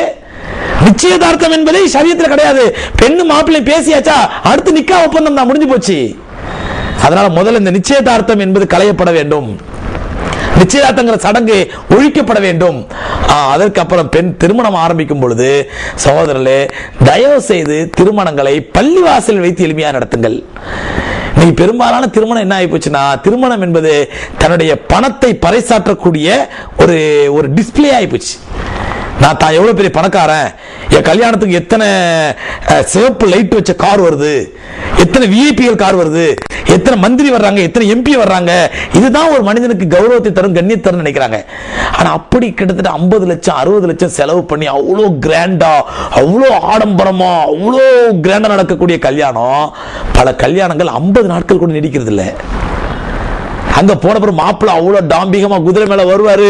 அவர் போட்டிருக்க அந்த ஜுப்பாவை தலப்பாவை பார்த்தீங்கன்னா சுபஹானல்லாஹ் 1 லட்சம் 2 லட்சம் இருக்கும். அவர் குதிரை ஊர்வலத்தை பார்த்தீங்கன்னா போட்டிருக்க மாலையை முத்து மாலை போட்டிருப்பாரு. அவ்வளவு கம்பீரமா மாப்பிள்ள வருவார். அந்த கல்யாணத்துக்கு அவர் தான் ஹீரோ. 5000 10,000 பேர் வந்திருப்பாங்க. பெரிய பெரிய மந்திரி மாத்தான் வேலையை விட்டு கல்யாணத்துக்கு வந்திருப்பாங்க. பெரிய பெரிய எம்பிக்கள், பெரிய பெரிய அதிகாரிகள், முதலமைச்சர், மண்ணாங்கட்டி எல்லாரும் வருவாங்க அந்த கல்யாணத்துக்கு. அவங்க வேலையெல்லாம் விட்டுட்டு யாருக்காண்டி? இந்த ஒரு மாப்பிள்ளை ஹீரோ ஆகிறதுக்காண்டி. அந்த மாப்பிள்ளை பார்த்தா கல்யாணம் முடிஞ்ச பிறகு ஃபர்ஸ்ட் நைட்ல ஜீரோவா இருப்பான். மேட்டர் இருக்காது, விஷயம் இருக்காது அவன்கிட்ட. 3 நாள்ல அந்த பொண்ணு ஓடி வந்துரும், இவன் ஆம்பளையே இல்லை அப்படின்னு சொல்லிட்டு. நடக்குதுங்க, இது விளையாட்ட சொல்லல, நடக்குது எத்தனை கல்யாணங்கள்ல. ஏன் இப்படி நடக்குது? இப்படி ஆடம்பரமான அனாச்சாரங்கள் கல்யாணம் நடக்கும் பொழுது எம்பெருமானா ஸல்லல்லாஹு அலைஹி சொன்னார்களே, இன்ன ஆலம நிக்காஹி பரக்கத்தும் ஐஸரு பௌனா, எந்த திருமணம் செலவு மிக மிக குறைவாக செய்யப்படுகிறதோ அந்த திருமணம் தான் பரக்கத்து பொருந்திய திருமணம். செலவுகள் குறைங்க, வாழ்க்கையில பரக்கத்து வரும். அந்த வாழ்க்கையில உங்களுடைய ஆண்மையிலோ அல்லது உங்களுக்கு ஏதாவது பலகீனம் இருந்தாலும் கூட, உடல் ரீதியா உங்களுக்கு ஏதாவது பலகீனம் இருந்தாலும் கூட, அந்த பலகீனத்தை அல்லாஹ் ரப்பல் ஆலமீன் நிவர்த்தி செய்து வைப்பான் உங்களுக்கு. ஏன்? உங்க வாழ்க்கையில பரக்கத்து வரணுங்கிறதுக்காக, நிம்மதி வரணுங்கிறதுக்காக. இப்படி ஆடம்பரமா கல்யாணம் பண்ணீங்க, அனாச்சாரமா கல்யாணம் பண்ணீங்க, டாம்பிகமா கல்யாணம் பண்ணீங்கடா, அந்த சின்ன மிஸ்டேக் இருந்தா கூட அது உங்களை தேடி வரக்கூடிய உங்களோட ஜோடிக்கு, அந்த பெண்ணுக்கு பெரிய மிஸ்டேக்கா தெரியும். பெரிய மிஸ்டேக் அல்லாஹ் காட்டுவான். ஏன் அல்லாஹ் முடிவு பண்ணிட்டான் வாழ்க்கையில பரக்கத்து இருக்க கூடாது, நிம்மதி இருக்க கூடாது? ஏன் அல்லாஹ்வுடைய தூதர் அல்லாஹ் ரப்பல் ஆலமீன் உன்னுடைய பேச்சை பார்ப்பானா, உன்னுடைய ஆடம்பரத்தை பார்ப்பானா, தன்னுடைய ஹபீப் ஸல்லல்லாஹு அலைஹி வாக்குறுதியை பார்ப்பானா? ஹபீப் ஸல்லல்லாஹு அலைஹி சொல்றாங்க, அல்லாஹ்வுடைய பரக்கத்து பொருந்திய திருமணம் எளிமையான திருமணம் தான். அந்த எளிமையான திருமணங்கள்ல சின்ன சின்ன குறைகள் இருந்தால் கூட ரப்புல் ஆலமீன் அதை நிவர்த்தி செய்து மன நிறைவை ஏற்படுத்துவான். ஆடம்பரமா செலவு செஞ்சு 10 லட்சம் 50 லட்சம் 1 கோடி செலவு பண்ணி டாண்டூர் கல்யாணம் பண்ணினா அதுல சின்ன மிஸ்டேக் இருந்தா கூட அதை அல்லாஹ் ஊதி பெருசாக்கி உங்களுடைய வாழ்க்கையில் நிம்மதி இல்லாம ஆக்கிடுவான். ஆகவே கண்ணியத்துக்குரியவர்களே, திருமணம் என்பது எளிமையாக நடத்தப்பட வேண்டும். இன்னைக்கு திருமணம் நடக்கிற அனாச்சாரங்கள், அநியாயங்கள் எவ்வளவு டாம்பிகமாக பள்ளிவாசல் வச்சு நடத்துங்க, ஆலிம்களை வச்சு பயான் பண்ண வைங்க, எளிமையா அழகா நடத்துங்க. திருமணத்தை பத்தி மக்களுக்கு எடுத்து சொல்லுங்க. திருமணங்கிறது எப்படி இருக்கணும், எந்த அமைப்பில் இருக்கணும், அழகா எடுத்து சொல்லுங்க. இதுதான் திருமணம் நடக்கக்கூடிய முறை. எம்பெருமானா ஸல்லல்லாஹு அலைஹி சொன்னாங்க, ஃபஜ்அலூஹா ஃபில் மஸாஜித், இந்த திருமணத்தை பள்ளிவாசல்ல வைத்து நடத்துங்கள், மக்களுக்கு பிரகடனப்படுத்துங்க. இது ரகசியமா 4 பேரை வச்சு இன்னைக்கு சில பேர் என்ன பண்றாங்களா, நாங்க நபி வழி திருமணம் நடத்துறோம் அப்படின்னு சொல்லி ஜமாத்தை முறிச்சுக்கிட்டு சண்டை போட்டுக்கிட்டு எங்கேயாவது ஒரு வீட்லயோ இல்ல மொட்டை மாடியிலயோ ஒரு குடிசையிலயோ வச்சு ஒரு 10-20 பேர் வச்சு இதான் நபி வழி திருமணம். உங்க ஊர் பள்ளிவாசல் ஜாமியா மஸ்ஜித்ல வச்சு நடத்துங்க, கிராண்டா நடத்துங்க. ஊர் மக்கள் 1000 பேரை வர சொல்லுங்க, பள்ளிவாசல் வச்சு நடத்துங்க, அழகா நடத்துங்க. கிராண்டா இருக்கணும், எளிமையா இருக்கணும். ரகசியமாக நடத்துவதற்கு இது விபச்சாரம் அல்ல, இது அல்லாஹ்வால் அனுமதிக்கப்பட்ட கம்பீரமான திருமணம். பள்ளிவாசல் வச்சு கிராண்ட் நடத்துங்க. 1000 கிராண்ட் சொன்னா பெரிய சீரியல் லைட் போடுறதுல கிராண்டு, குதிரை ஊரம் நடத்துறதுல கிராண்டு, 4 கிலோமீட்டருக்கு லைட் கட்டுறதுல கிராண்டு. அல்லாஹ்வுடைய பள்ளிவாசல கூட்டத்தை நிறைய வச்சு நடத்துங்க. இல்ல நாங்க பள்ளிவாசல்ல போய் கேட்டா தரமாட்டேங்கிறாங்க, தஃப்தர் தரமாட்டேங்கிறாங்க, அது பண்ண மாட்டாங்க, இது பண்ண. ஏன் தஃப்தர் தராத அளவுக்கு பள்ளிவாசல் ஜமாத்தை பகைத்துக் கொண்டது ஏன்? எவனோ எங்கேயோ சொல்றாங்க தனி பள்ளி கட்டினீங்க, எவனோ சொன்னாங்கிறதுக்காண்டி ஊர் மொஹல்லா ஜமாத்தை பகைச்சுக்கிட்டு மொஹல்லா பகைச்சுக்கிட்டு தனி பள்ளி கட்டி தனியாக பண்ணி பள்ளிவாசலுக்கு இடையூறு பண்ற மாதிரி, பள்ளிவாசல் நடக்கிற தொழுகை இடையூறு பண்ற மாதிரி ஸ்பீக்கரை போட்டு அனாச்சாரம் பண்ணி துப்பாக்கி சூடு நடத்துறது விளைவு ஜமாத்தை பகைச்சு தனியா போயிட்டீங்க. இப்ப அந்த ஜமாத்துல எப்படி உங்களுக்கு பெர்மிஷன் கொடுப்பாங்க, ஜமாத்துல எப்படி உங்களுக்கு லெட்டர் தருவாங்க? உண்மையிலேயே அப்படி நீங்க சீர்திருத்தம் செய்வதாக இருந்தால் ஜமாத்துல 1000 குறைகள் இருக்கும், தவறுகள் நடக்கும், மிஸ்டேக்கள் இருக்கும். நான் இல்லைன்னு சொல்ல வரல. 190% ஜமாத்துகள்ல குர்ஆனுக்கு மாற்றமான காரியங்கள் இருக்குது. அதான் அந்த ஜமாத்திலேயே இருந்து கொஞ்சம் கொஞ்சமா திருத்தணும். ஜமாத்தோட இணங்கி இருந்து திருத்தணும். தனி பள்ளி கட்டிக்கிட்டு தனி குடிசை போட்டுக்கிட்டு அல்ல, யார் வீட்டு மொட்டை மாடியில குடிசை போட்டு நடத்துறது அல்ல. அந்த ஜமாத்தோடவே இருந்து திருத்த பாருங்க, ஜமாத்தோட ஐக்கியமா இருங்க, ஜமாத்து நல்ல கெட்டவர்களை கலந்துங்க. சின்ன மிஸ்டேக்கள் இருக்கும், உள்ள இருந்து திருத்துங்க. எவனோ எங்க இருந்தோ மெட்ராஸ்ல இருந்து ஆர்டர் போடுறான், அவன் பேச்ச கேட்டுக்கிட்டு உங்க ஜமாத்தை பகைச்சுக்கிட்டீங்கன்னா நாளைக்கு நாங்க பள்ளிவாசல்ல வச்சு நடத்தணும்னா ஜமாத்தை எப்படி பெர்மிஷன் கொடுப்பாங்க? நீங்க ஊரே பகைச்சுக்கிட்டீங்களே. ஆகவே இளைஞர்களே, ஜமாத்தை பகைச்சுக்காதீங்க.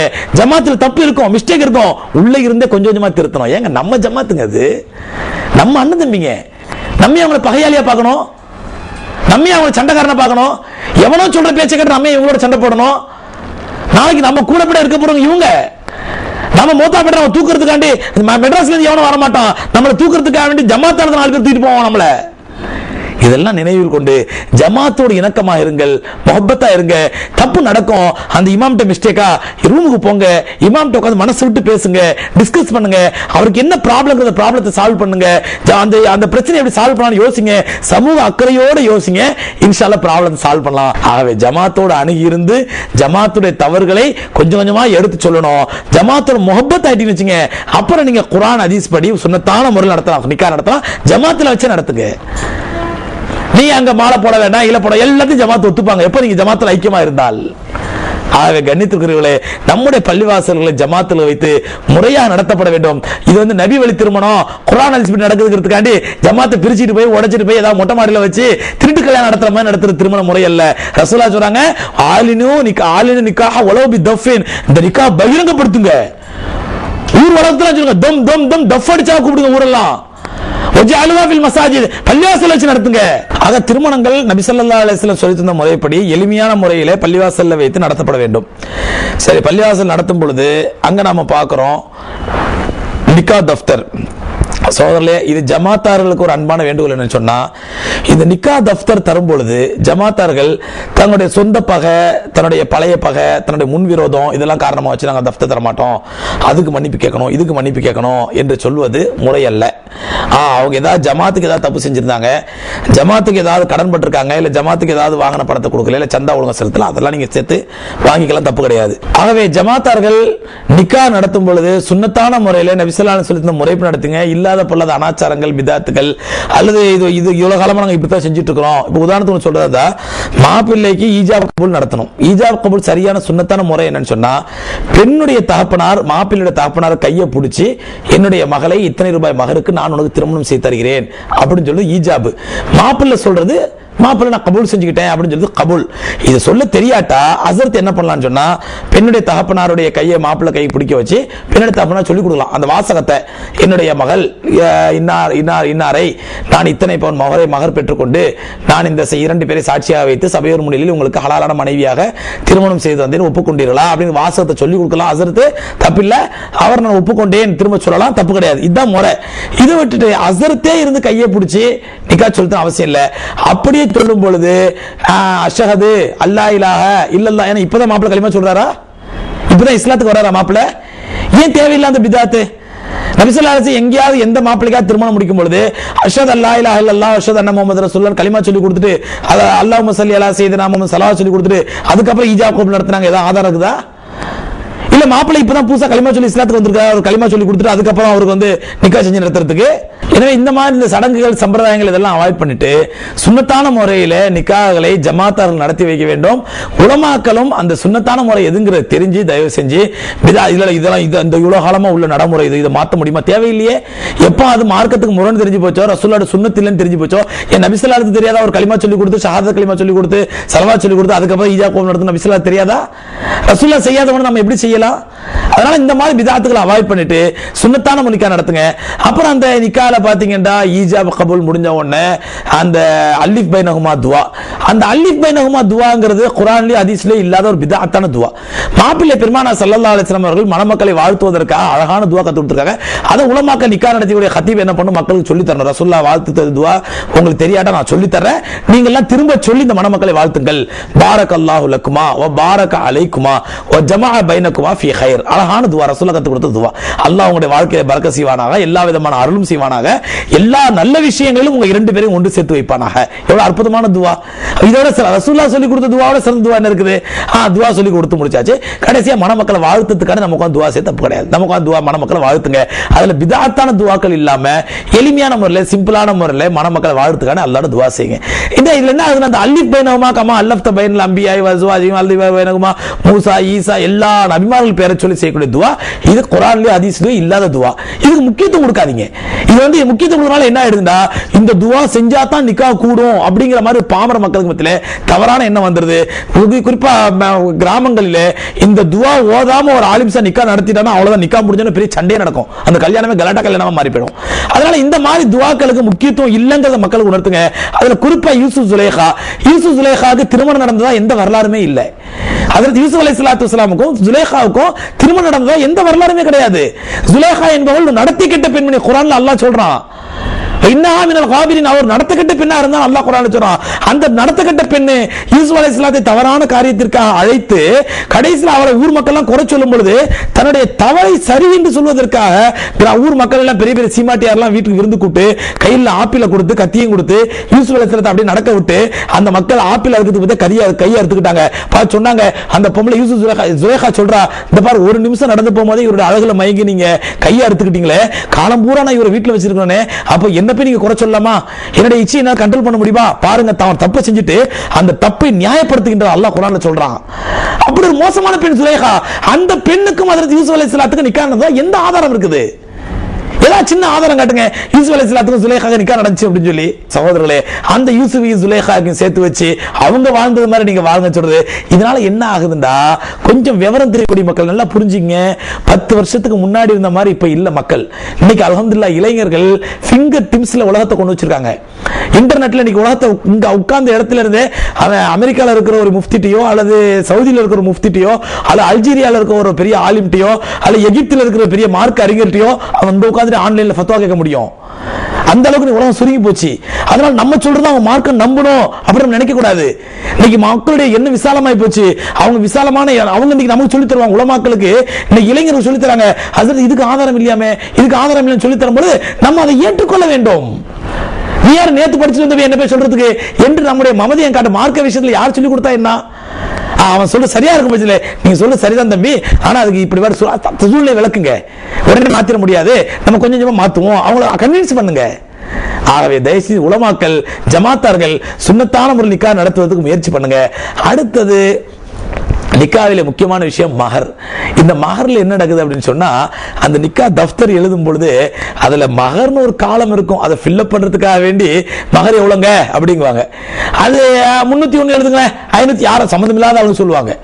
அப்புறம் 301 500 எழுதுங்க. இது முறையாங்க. இது மஹர் என்பது ஒரு பெண்ணுக்கு கொடுக்கிற ஷூரிட்டி அமௌண்ட், அது ஒரு செக்யூரிட்டி அமௌண்ட்.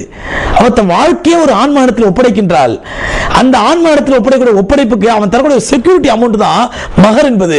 அப்ப அந்த மகரை யார் தீர்மானிக்கணும் சொன்னா, அந்த பெண் தீர்மானிக்கணும். எனக்கு 5 லட்சம் வேணும், எனக்கு 10 லட்சம் வேணும், எனக்கு 1 லட்சம் வேணும், 2 லட்சம் வேணும், அந்த பெண் தீர்மானிக்கணும். ஆனா இன்னைக்கு மார்க்கத்தில் என்ன ஆகி போச்சுங்க, பெண் தீர்மானிக்க வேண்டிய மகரை அப்புறப்படுத்திட்டு ஒதுக்கி விட்டு ஆண் தீர்மானிக்கிறான் வரதட்சணையை. எனக்கு 5 லட்சம் வேணும், 10 லட்சம் வேணும், 100 பவுன் வேணும், 50 பவுன் வேணும், கார் வேணும், பங்களா வேணும் சொல்லி மாப்பிள்ளை தீர்மானிக்கிறான் வரதட்சணையை. எவ்வளவு கேடுகட்ட நிலையாகி போச்சு பாத்தீங்களா? அல்லாஹ்வுடைய மார்க்கம் எவ்வளவு கேலிக்குரியதாகி போச்சு பாத்தீங்களா?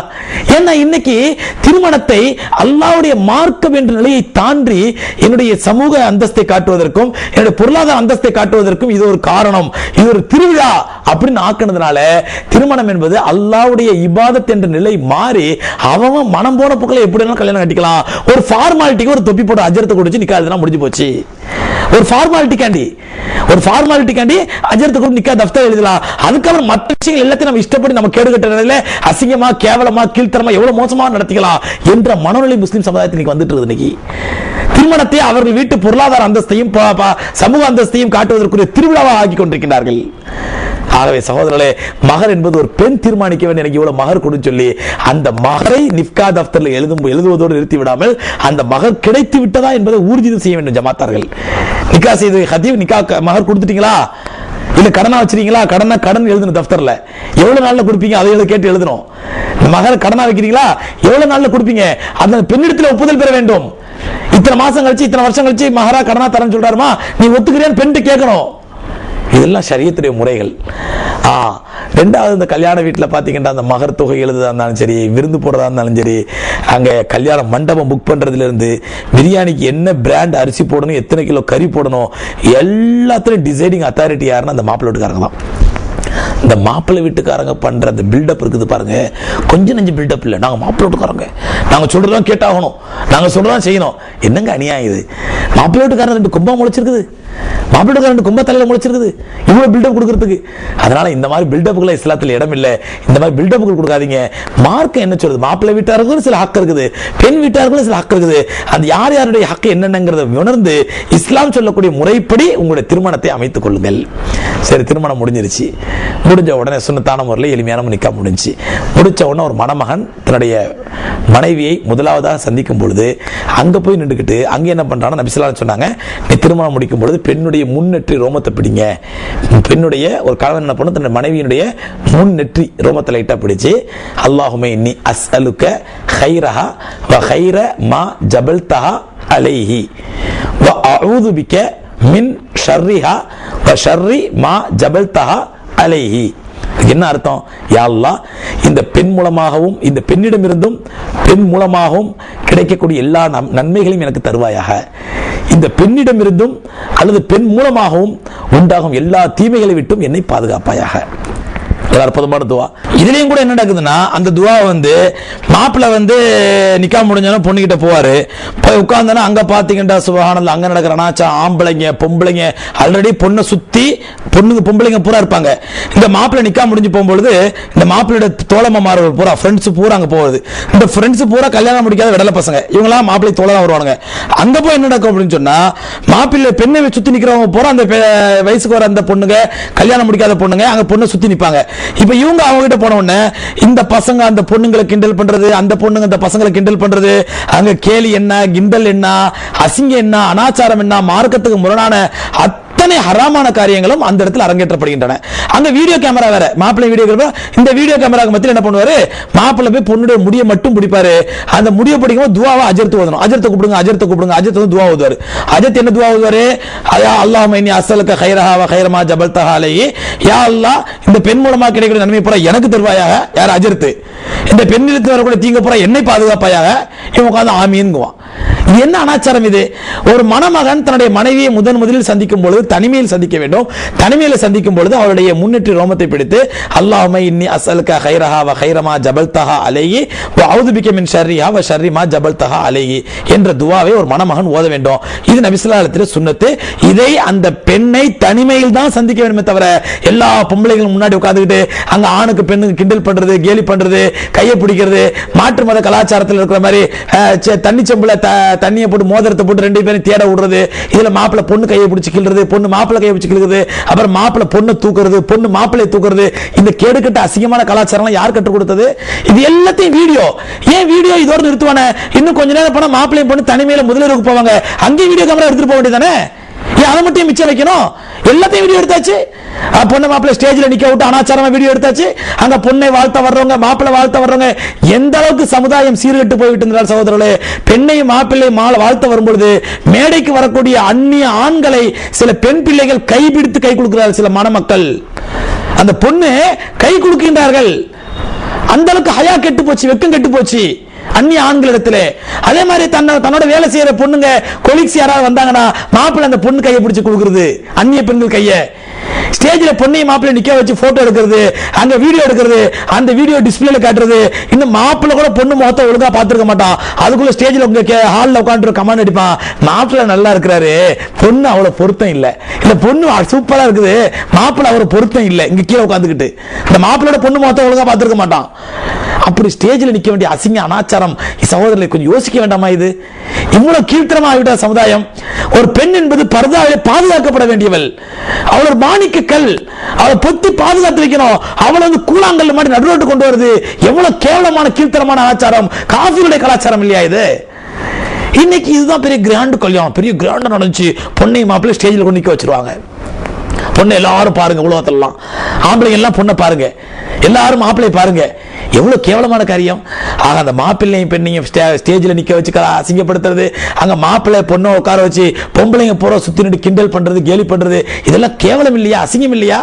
ஆகவே இளைஞர்களே, இஸ்லாமிய முறைப்படி திருமணம் முடிக்க வேண்டும் என்ற இளைஞர்கள், நீங்கள் திருமணம் முடிந்த பிறகு, நிக்கா முடிஞ்ச பிறகு, அந்த சபையில இருந்து முடிஞ்ச பிறகு உடனே பொண்ணு போகாதீங்க. சொல்லுங்க, பொம்பளைங்க யாரும் இல்ல நவுந்து போயிடுங்க, என் ஃப்ரெண்ட்ஸ் யாரும் என் கூட வரக்கூடாது, பெண்ணை தனியிலே நான் மட்டும் தான் சந்திப்பேன், தனிமையில் தான் என்னுடைய மனைவியை நான் சந்திப்பேன், எல்லாருக்கும் முன்னாடி சந்திச்சு அந்த துவா ஓத மாட்டேன் என்று பெற்றோர்களும் திருமணம் முடிந்த உடனேயே அந்த மாப்பிள்ளையும் பெண்ணும் தனிமையில் இருப்பதற்கு ஏற்பாடு செய்ய வேண்டும்.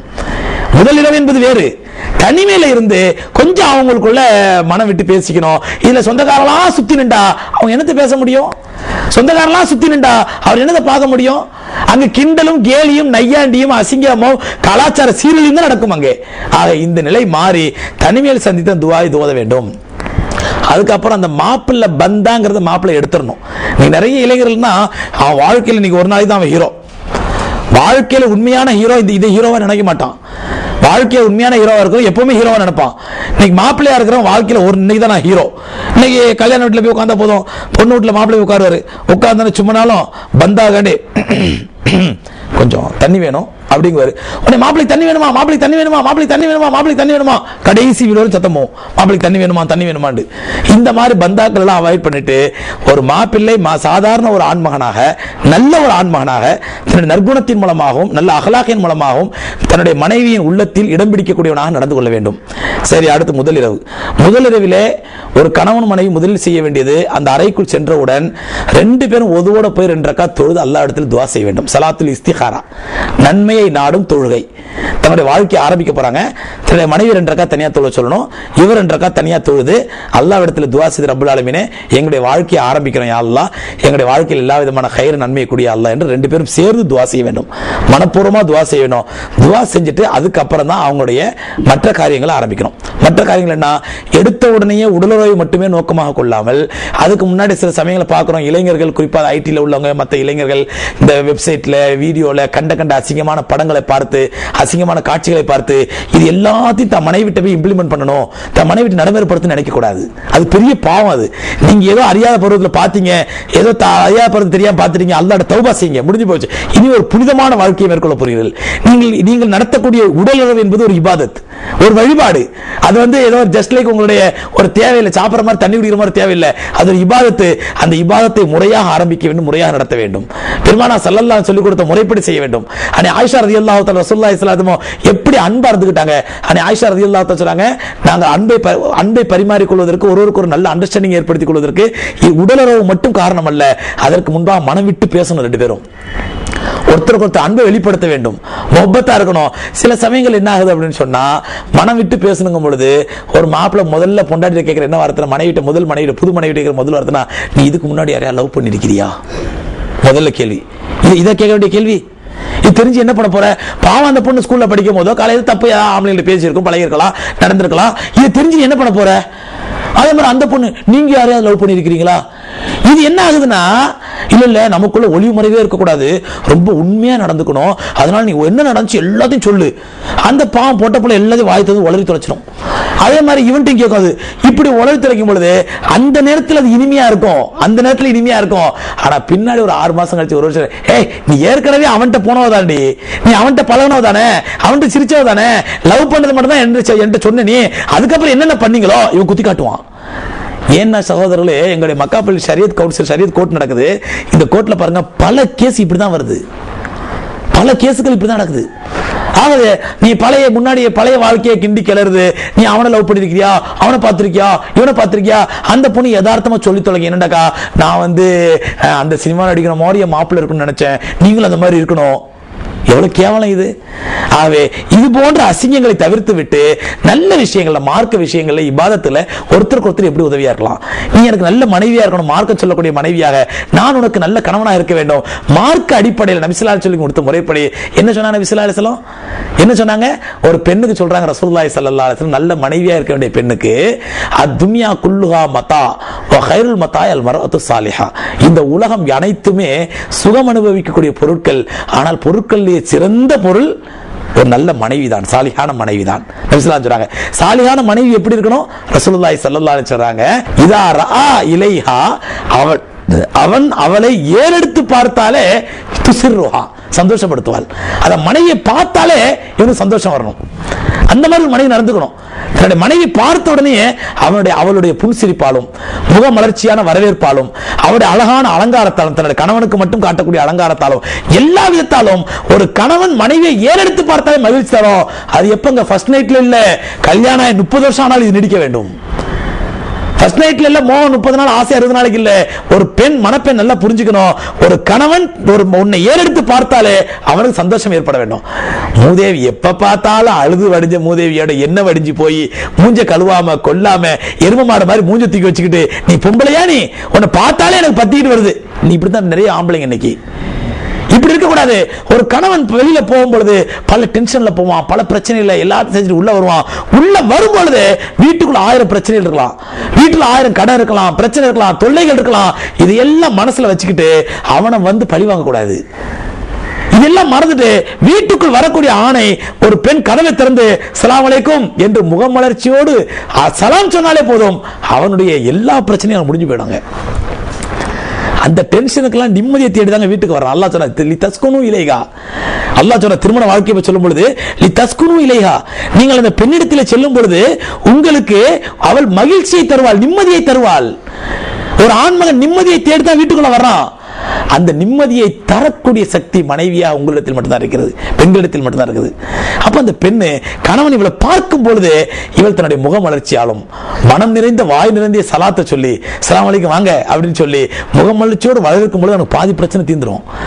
அவன் டக்கு டக்கு டக்குன்னு கதவை தட்டி 5 நிமிஷம் கதவை திறந்து டமால்னு கதவை திறந்து மூஞ்சி திருப்பிட்டு போனா அவனுக்கு எப்படிங்க நிம்மதி கிடைக்கும்? எப்படி நிம்மதி கிடைக்கும்? பெண் அந்த முறைப்படி நடக்கணும். அதே மாதிரி ஆண் மகன் தனக்கு 1000 பிரச்சனை இருந்தாலும் அந்த பெண்ணை அவன் கேவலப்படுத்தக்கூடாது. நபி ஸல்லல்லாஹு அலைஹி வஸல்லம் சொன்னாங்க, ஒரு சஹாபி ஒரு கணவர் ரசூலுல்லாஹ் கேட்கிறார், யார சொல்ல திருமணம் முடிக்க போது நான் என்ன பண்ணணும்?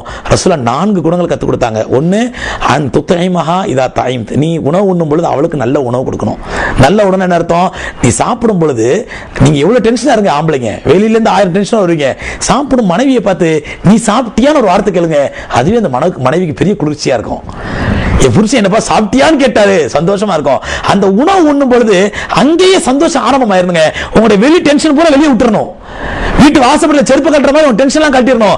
வீட்டுக்குள் வரும்பொழுது அங்கே நிம்மதியை பரிமாறிக்கொள்ள வேண்டும். 2 பேரும் மனைவி அன்பாக பரிமாற வேண்டும். கணவன் சாப்பிடும்போது நீ சாப்பிட்டியான்னு கேட்கணும். அப்படி பக்கத்துல உட்காந்து சாப்பிடும்போது தட்டு எடுத்துச்சு நீ சாப்பிடு, நான் வரவில்லை, வெயிட் பண்ற, நான் வரது முன்ன பின்ன, நீ பசியோடு இருக்கிற, நீ முன்னாடி சாப்பிட வேண்டியதானே என்று ஆறுதலாக சொல்ல வேண்டும். 2 நபி ஸல்லல்லாஹு அலைஹி வஸல்லம் சாப்பிட்டு முடித்த பிறகு மன் லஅக அவ் அல்அக, யார் விரலை சூப்புகின்றானோ அல்லது சூப்ப கொடுக்கின்றானோ ரசூலுல்லாஹ் சொல்றாங்க. சாப்பிடும் பொழுது நல்ல விரலை சூப்பணுமா. இது ரசூலுல்லாஹ் சுன்னத்து. இதுல எவ்வளவு அன்பு ரசூலுல்லாஹ் சொல்லி தராங்க பாருங்க. சாப்பிடும் போது விரல சூப்பணும், இது நபி ஸல்லல்லாஹு அலைஹி வஸல்லம் சுன்னத்து. சொல்றாங்க நீங்க சூப்புங்க, அல்ல அல் அக்க சூப்ப கொடுங்கள். நீ சாப்பிட்டு முடிச்சிட்டு விரல உங்க மனைவி வாயில கொடுங்க, நீ சூப்பியா விரல, நீ சாப்பிட்டு முடிச்சு உன் விரல நான் சூப்புறேன். யோசிச்சு பாருங்க எவ்வளவு அன்பு பரிமாறப்படுவாங்க. நபி ஸல்லல்லாஹு சொல்லி கொடுக்குறாங்க. அன்னை ஆயிஷா ரலியல்லாஹு தஆலா சொல்றாங்க, ரசூலுல்லாஹி ஸல்லல்லாஹு அலைஹி வஸல்லம் அபூதாவுத் ஹதீஸ்ல இருக்குது, ரசூலுல்லாஹி ஸல்லல்லாஹு அலைஹி வஸல்லம் ஒரு துண்டு இறைச்சியை எடுத்து தன்னுடைய வாயில் வைத்துக் கொண்டு ஒரு துண்டு அவங்க வாயில இருக்கும், ஒரு மறு துண்டை வெளியே வச்சுக்கிட்டு ஆயிஷா நீ பிடிச்சி இழு, யாருக்கு பெரிய துண்டு வருதுன்னு பாப்போமா அப்படிவாங்க. நான் ஒரு பக்கமோ ரசூலுல்லாஹ்வுடைய பல்லு ஒரு பக்கமோ பிடிச்சி இழுப்போம், கறி துண்டை பிடிச்சி இழுக்கும் பொழுது பிச்சிட்டு வந்த வெளியே எடுத்து பார்ப்போம் யாருக்கு பெரிய துண்டு. நான் ரசூலுல்லாஹ் எனக்கு தான் பெரிய துண்டு, ரசூலுல்லாஹ் இல்ல போய் சொல்றேன் எனக்கு தான் பெரிய துண்டு. 2 பேரும் விளையாடி கொள்வோம். கொஞ்சம் யோசிச்சு பாருங்க, ரசூலுல்லாஹி ஸல்லல்லாஹு அலைஹி வஸல்லம் அவர்களோட உலகத்திலே பிஸியஸ்ட் மென் யாரும் கிடையாதுங்க. நம்மளுக்கு ஈஸியா நான் ரொம்ப பிஸியா இருக்கிறது, மனைவிட்டு உட்காந்து பேசுகிற டைம் இல்ல, என் பிள்ளைகளோட பேசுற டைம் இல்ல. ரசூலுல்லாஹ்வோட பெரிய பிஸி மேனு, அவங்களோட பெரிய பிஸியாலே அவங்க மனைவிட்ட நேரத்தை கொடுத்து எவ்வளவு அலம்பா செலவழிச்சிருக்காங்க பாருங்க. இப்படிப்பட்ட அன்பான நடவடிக்கைகள் மூலமா சகோதரர்களே கணவன் மனைவிக்கு மத்தியிலே பாச பிணைப்பு உருவாகும், அன்பு உருவாகும். உணவை நான் மட்டும் உண்ணக்கூடாது, ஊட்டி விட வேண்டும் சொல்றாங்க. உன்னுடைய மனைவியின் வாயில் அன்பா ஒரு கவலை உணவை ஊட்டி விட்டால் அதுவும் சதக்காங்கிறான் நபி ஸல்லல்லாஹு அலைஹி வஸல்லம். மனைவியின் வாயில் அன்பா ஊட்டி விட, நீ சாப்பிடுமா அப்படின்னு சொல்லி, இது சதக்காங்கிறான் நபி ஸல்லல்லாஹு அலைஹி வஸல்லம். இதுல அன்பை பரிமாறிக்கொள்ளக்கூடிய விஷயங்கள். ஆக முதலிலே கணவன் மனைவி மனசு விட்டு பேசி இது போன்ற அன்பான காரியங்களை விட்டு நல்ல விஷயங்களை பேசி இபாதத்தான விஷயங்களை பேசி நம்முடைய வாழ்க்கையை எப்படி அமைச்சுக்கலாம், நம்முடைய பிள்ளையை எப்படி வளர்க்கணும், நம்ம மார்க்கம் தவறாம வாழணும், இப்ப தீனின் படி வாழணும், தீனுடைய விஷயங்களை தெரிஞ்சு வாழணும், இதுக்கு எப்படி பண்ணலாம் என்று பிளான் பண்ணி அதற்கு பிறகு அவங்களுடைய உடலுறவை ஆரம்பிக்க வேண்டும். உடலுறவு இளைஞர்களை தயவு செஞ்சு, நான் அந்த வீடியோல பார்த்தேன், என் ஃப்ரெண்ட்ஸ் இப்படி சொல்லி தந்தாங்க, அந்த சீரியல பார்த்தேன், அந்த வெப்சைட்ல பார்த்தேன், என் ஃப்ரெண்ட்ஸ் எல்லாம் இப்படிதான் சொல்லி தந்தாங்க, அது எல்லாத்தையும் மூட்டை கட்டி குப்பையில தூக்கி போடுங்க. உங்களுடைய அறையில நீங்க தான் ஹீரோ, உங்களுடைய படுக்கை அறையில நீங்க தான் ஹீரோ, நீங்க தான் கதாநாயகன். உங்களுடைய இஷ்டம் என்னவோ உங்களுடைய விருப்பம் என்னவோ அப்படி நீங்க ஆரம்பிங்க. என் ஃப்ரெண்ட்ஸ் சொல்லி கொடுத்தாங்க, நான் அந்த வீடியோல பார்த்தேன், அந்த டேப்ல பார்த்தேன், அப்படி பார்த்தேன், இப்படி பார்த்தேன், அதெல்லாம் மூட்டை கட்டி தௌபா செஞ்சிருங்க, அதை குப்பையில தூக்கி போட்டுருங்க, அதை மறந்துருங்க, அல்லாஹ்வோட தௌபா செஞ்சுட்டு அந்த அறைக்குள் நீங்கள் தான் ஹீரோ. உங்களுடைய மனைவியை திருப்திப்படுத்த வேண்டும், நீங்கள் திருப்தி அடைய வேண்டும்.